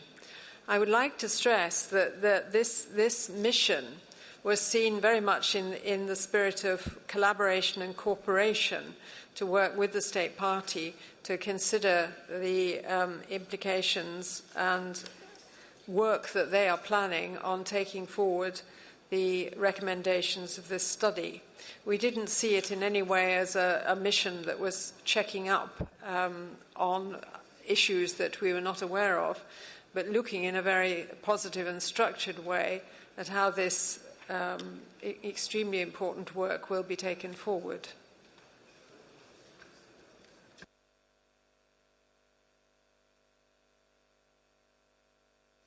Any more comment? I did not see the request for comment. So,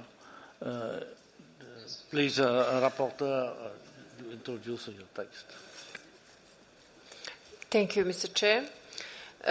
Please, can we have a draft decision on the screen as amended by Senegal? Thank you. We have significant changes in paragraph 3, 4, and 5, but we will start from number 1. In number 1 paragraph, we don't have changes. In number 2, no changes. Number 3, we have a deletion of the paragraph and replacement with one sentence. Number 4, you have a deletion of the whole paragraph, and as well number 5. Paragraph 6 remains as proposed by the Secretariat. This is the proposition of draft decision as amended. Thank you, Mr. Chair. You can proceed to the adoption.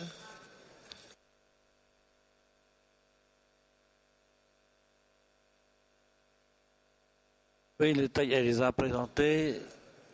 S'il y a les commentaires. Non, je propose l'adoption de décision numéro 37 comme c'est B.44. Le texte est adopté.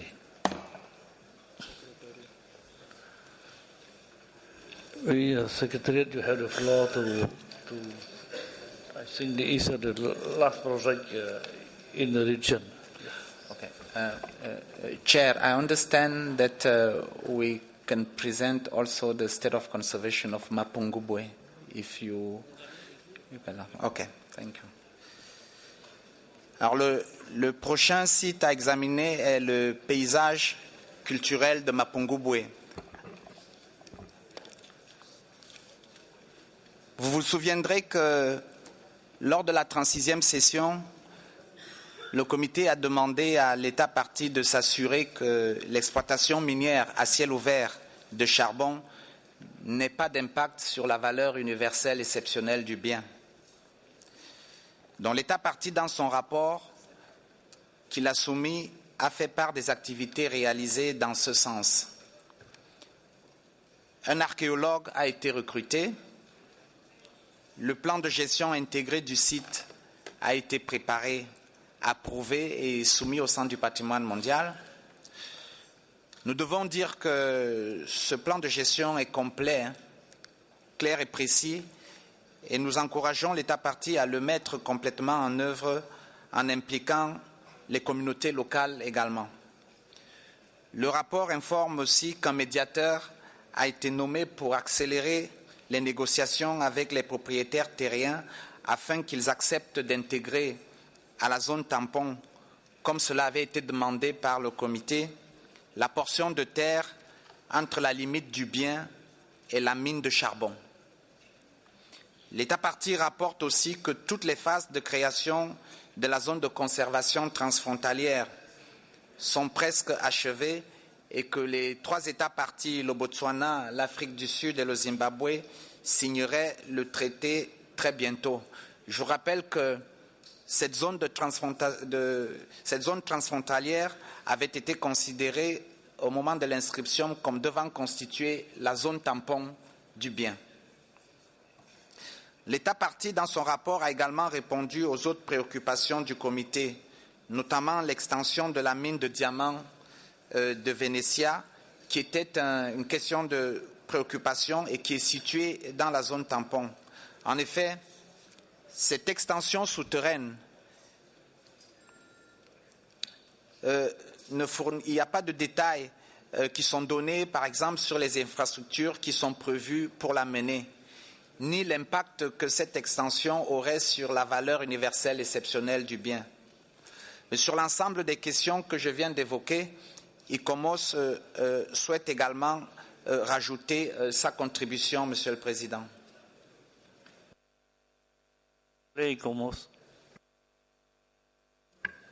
Thank you, Chair. We certainly welcome the progress that has been mentioned in putting in place archaeological advice for measures to mitigate the impact of the open-cast coal mining as requested by the committee. The State of Conservation report mentions the impact of this mining to the east of the property on sites closely related to the Mapungubwe Kingdom. I would like to point out that the text included a small error. It used the words "in the buffer zone," which is incorrect. It was stressing the impact on the sites associated with the main property. One of the major steps forward this year, as the World Heritage Centre has mentioned, is the progress with extending the buffer zone to cover the eastern side of the property. And we certainly welcome this progress, which has been made possible by the appointment of a facilitator to negotiate with the landowners. Just to comment on the completion of the management plan, ICOMOS undertook a review of this in which we stated that it was thorough, readable and professional. The State Party submitted a note in which it suggested that these words should have been included in the SOC report, and we do agree that our positive review could well have been mentioned. Thank you.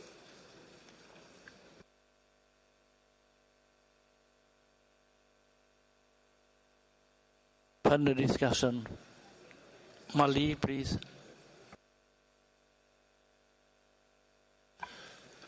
Merci, Monsieur le Président. Monsieur le Président, suite aux différents exposés du Centre du patrimoine mondial et de l'ICOMOS, et suite également à des informations reçues et au rapport de l'état de conservation qui a été soumis, la délégation du Mali souhaiterait apporter un certain nombre de corrections. Il y a d'abord un certain nombre d'erreurs factuelles dans le rapport lui-même, mais aussi on souhaiterait insister un peu sur les efforts faits par l'État partie pour améliorer l'état de conservation du bien. Concernant ce paysage culturel, il faut relever que tout d'abord, la zone minière concernée n'est pas dans la zone tampon. Elle est située à environ 100 mètres de la zone tampon. Et le délégué du Centre du patrimoine mondial, M. Lazare, a eu à parler de l'élaboration d'un plan de gestion intégré. C'est là vraiment un outil de gestion pratique qui a été élaboré en vue d'une meilleure conservation du bien. Et Au passage, il faut souligner que ce plan de gestion qui est intégré s'intéresse non seulement aux communautés, mais aussi prend en compte les mesures d'atténuation en vue d'éviter des dangers éventuels ou alors d'écarter des risques sous-jacents qui peuvent considérer comme étant des dangers potentiels sur le bien. Au sujet de la protection, de la conservation, de la consolidation des sites archéologiques, qui est aussi un souci fondamental, il y a un document qui a été fourni par l'État partie qui donne des détails. Et ce document est intitulé Illustrated Rehabilitation Work Plan and Progress Report on Makumbe. Ça donne, comme on l'a dit, des détails sur la protection de ces sites archéologiques. Pour ce qui est de la zone tampon, dans le processus de nomination des biens, la zone tampon, nous le rappelons, n'est pas une exigence. Mais lorsque la zone tampon est là, elle permet de renforcer le système de protection. Mais pour ce qui est du cas précis de ces paysages culturels, la zone tampon existe. Et le délégué du centre du patrimoine mondial a parlé, si vous voulez, d'une concertation inter-État pour tous les pays qui sont concernés et qui doivent bientôt signer, si vous voulez, un accord relatif à cette zone tampon-là. Ensuite, il y a un autre effort extrêmement important qui a été fait par l'État pour minimiser les différents problèmes. Il s'agit de la nomination des médiateurs qui va servir désormais de relais entre les propriétaires terriens et l'État de l'Afrique du Sud. Ensuite, nous avons noté un autre élément technique extrêmement important pour ce qui est du cycle de soumission des rapports de conservation des biens.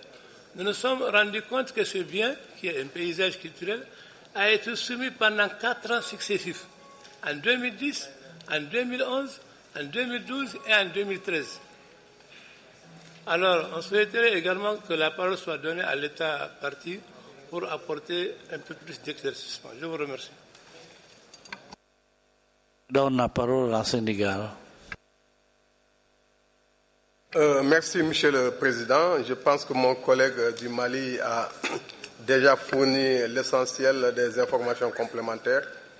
Je salue le rapport du Centre ainsi que le rapport de l'ICOMOS que je trouve tous d'ailleurs très très positifs. Il y a cependant des précisions à faire. Je pense que l'État parti, ce qu'il a signalé, c'est que dans le cadre de son projet global de développement, il a fait l'inventaire des ressources de charbon et de gaz. Et il y en a qui sont disponibles dans la zone. Et je pense que c'est le droit à l'inventaire que nous avions évoqué la dernière fois. Et cela nous amènera certainement un jour à discuter des notions de valeur universelle prospective. Je crois aussi qu'il y a peut-être un lapsus dans ce qu'a dit mon collègue du Mali. Ce n'est pas une distance de 100 mètres, mais c'est d'environ 100 km. Donc, de ce point de vue-là, il n'y a pas de menace par rapport à la valeur universelle exceptionnelle.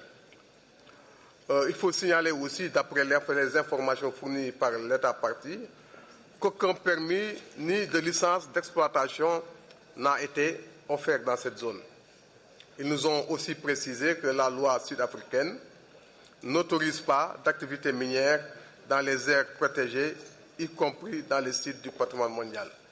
Compte tenu de toutes ces informations, nous pensons qu'il serait peut-être utile de réviser la tonalité du projet de décision afin qu'il soit plus conforme à la réalité. Merci. Riyad, you have something to say.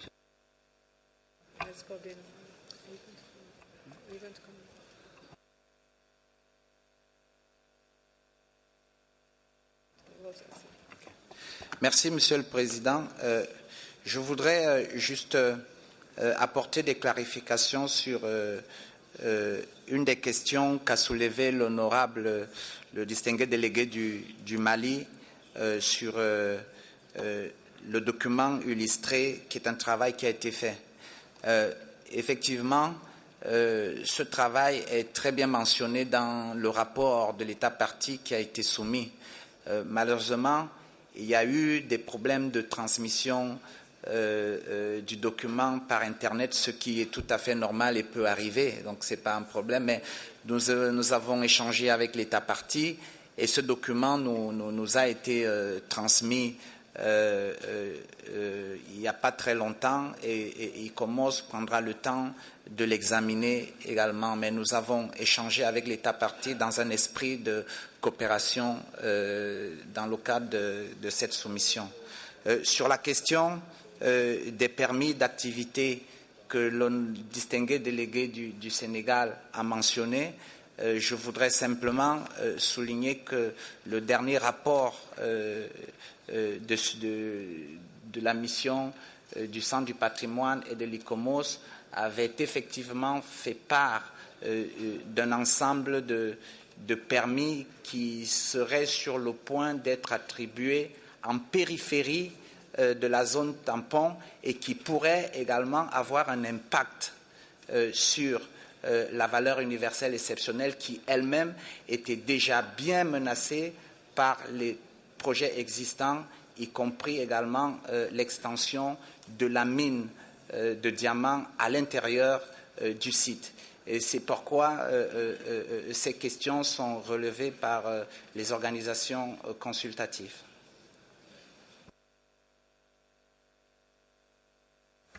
Je donne... Oui, parce qu'il y a l'État partie et l'Algérie. Algérie, tout d'abord, oui.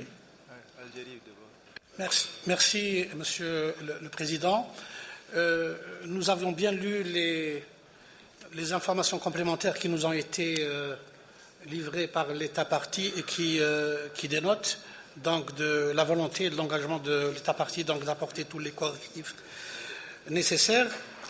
Et nous nous rallions, si vous voulez, à partir de ces informations donc à la proposition du Sénégal, qui est celle d'apporter en fait quelques nuances dans le projet de décision en intégrant les quelques éléments d'information apportés par l'État partie. Je vous remercie. Je donne la parole à l'État partie. South Africa, you have the floor. Thank you, Chairperson. Chairperson, just in terms of clarity, I think I need to clarify that currently there is a memorandum of understanding between the states, the cross-border states. And we'd be moving towards formalizing a treaty with our heads of state. But in terms of the property itself, the state party is in the process of concluding legal agreements with private landowners to provide additional protection on the eastern side, an issue that was raised by both the advisory bodies. Furthermore, the state party has undertaken a scientific analysis of the distribution of the archaeological sites, viewshed protection and the catchment protection areas, with a view to making a submission in due course on some minor boundary modification as recommended in the draft decision. It's also important to note, as previously clarified to the committee, that the mine has never been and is not in the buffer or in the envisaged buffer zone of the property. Chair, I think another point that was raised by ICOMOS was in relation to Venetia, and I think that would merit some further discussion. First of all, the Venetia diamond mine predates the inscription of the site. But in conforming to the recommendations made by ICOMOS during the previous committee meeting, mining companies have been encouraged to consider underground versus open cast mining where that is feasible. So in the continuation of its operations, Venetia has heeded this recommendation, and it has in fact made an application for underground mining which is restricted to the current mining footprint. The details, including the position of the new infrastructure, were submitted to the Centre in January 2013 as part of the SOC, and a heritage impact assessment in this regard will also be undertaken. It has been undertaken. The impact assessment indicates, the heritage impact assessment indicates that there will be no direct impact on the World Heritage property. And that report will also be submitted to the World Heritage Centre as soon as possible, Chair. Chair, the point has already been made also that South African legislation excludes mining in legally declared protected areas, including World Heritage sites. And in this regard, Chair, we'd like to add that we've drafted a guideline to support the mining industry as well as the conservation sector that was recently signed by the relevant ministers. Thank you, Chair.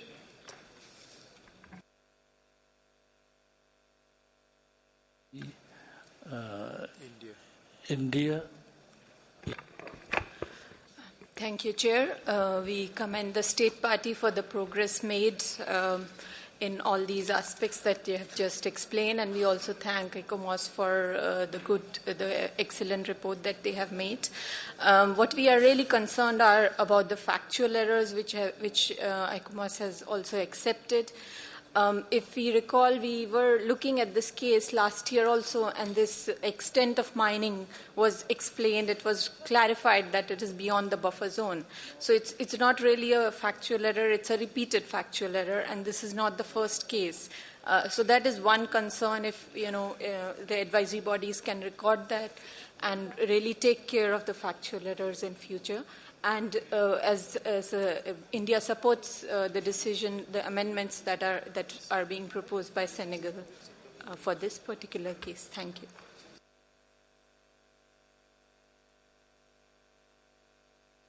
ICOMOS, you have some comment? ICOMOS? Thank you, Chair. And I have commented on the factual error, which of course we regret. Putting the words in the buffer zone were put in when they shouldn't have been. The State Party in their letter did also comment on a sentence about the extension of the buffer zone and what they saw as a conflict between what we said and what they said. Just for clarification, we acknowledge that the buffer zone doesn't cover all the areas that are necessary for the effective protection of the property, and suggested the State Party acknowledge this, while at the same time, in certain areas, the buffer zone is very large and goes well beyond what perhaps could be needed to protect the immediate setting of the property. So I don't think the two statements are mutually exclusive, but this was something that the State Party brought up in their letter. We are pleased to learn from the information now provided that the Heritage Impact Assessment has been undertaken on the Venetia gold mine extension. What we were particularly interested in were the infrastructure arrangements and the arrangements for water supplies, for example, which currently come across the property. So we'd be very interested, and as the State Party suggests, this will be sent in due course, and we will evaluate it accordingly. I think that's all I have to add. Thank you.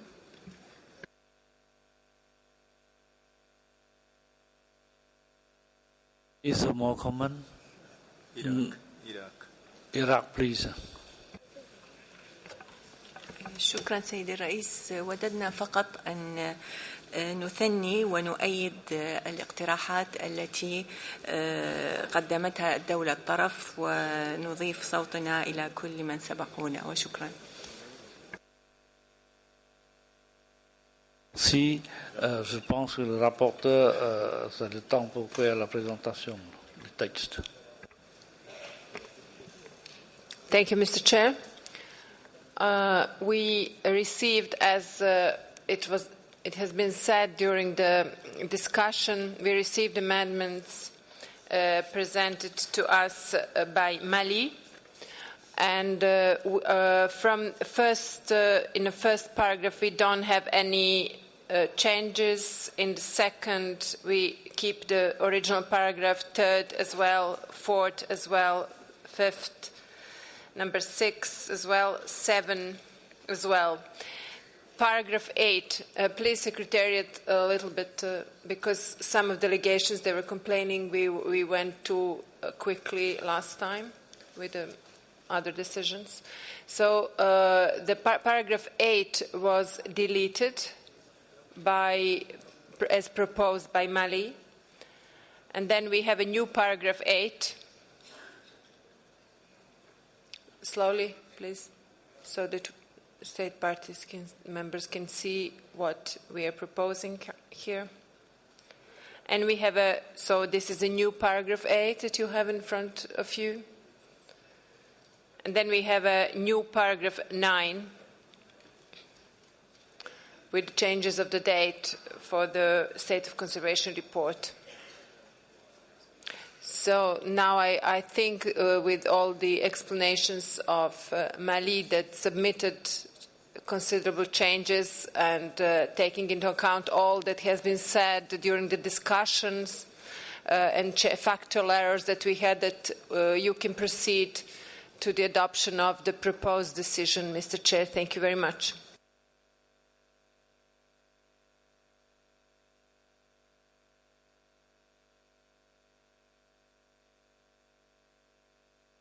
Donc le texte est déjà présenté.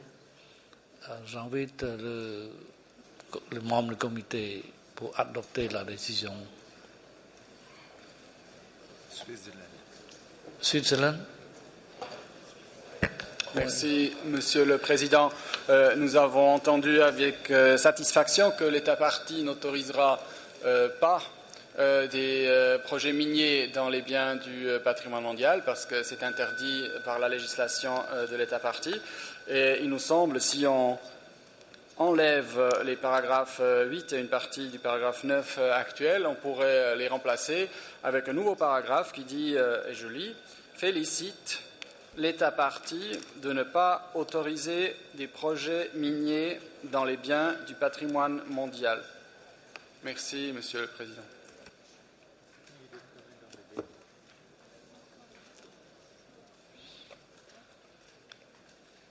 If you have any more comment,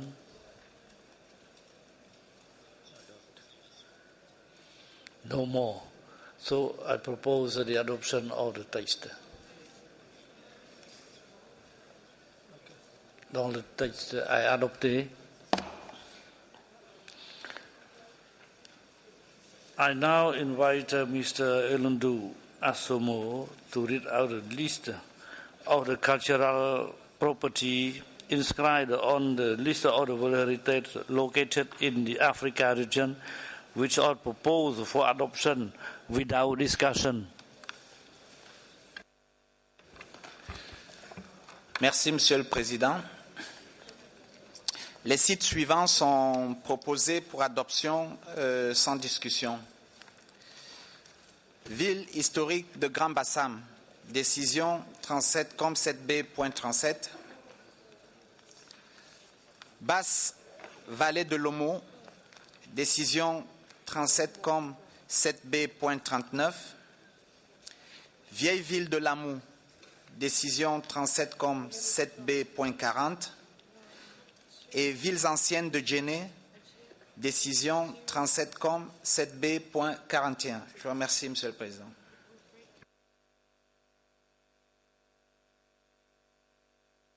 I propose adoption of the text. The text is adopted. I think we come to the end of this afternoon session. So before proposing the polls, I would like to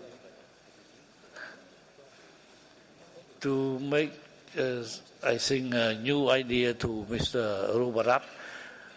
I did say that if we can start his working group tomorrow morning, but now if Agency Rubarat can start to work this evening, it is quite better, up to him, yes. Dear colleague, as you can see that we are slightly ahead of our schedule. I would like to inform you that the question of the management of our timetable will be brought to the attention of the Bureau tomorrow morning in order to propose a rescheduling of the examination of the item of our agenda. The Bureau will present to the plenary its recommendation on the subject tomorrow morning. because now I am not in a position to propose. You see, I need the adoption by the Bureau.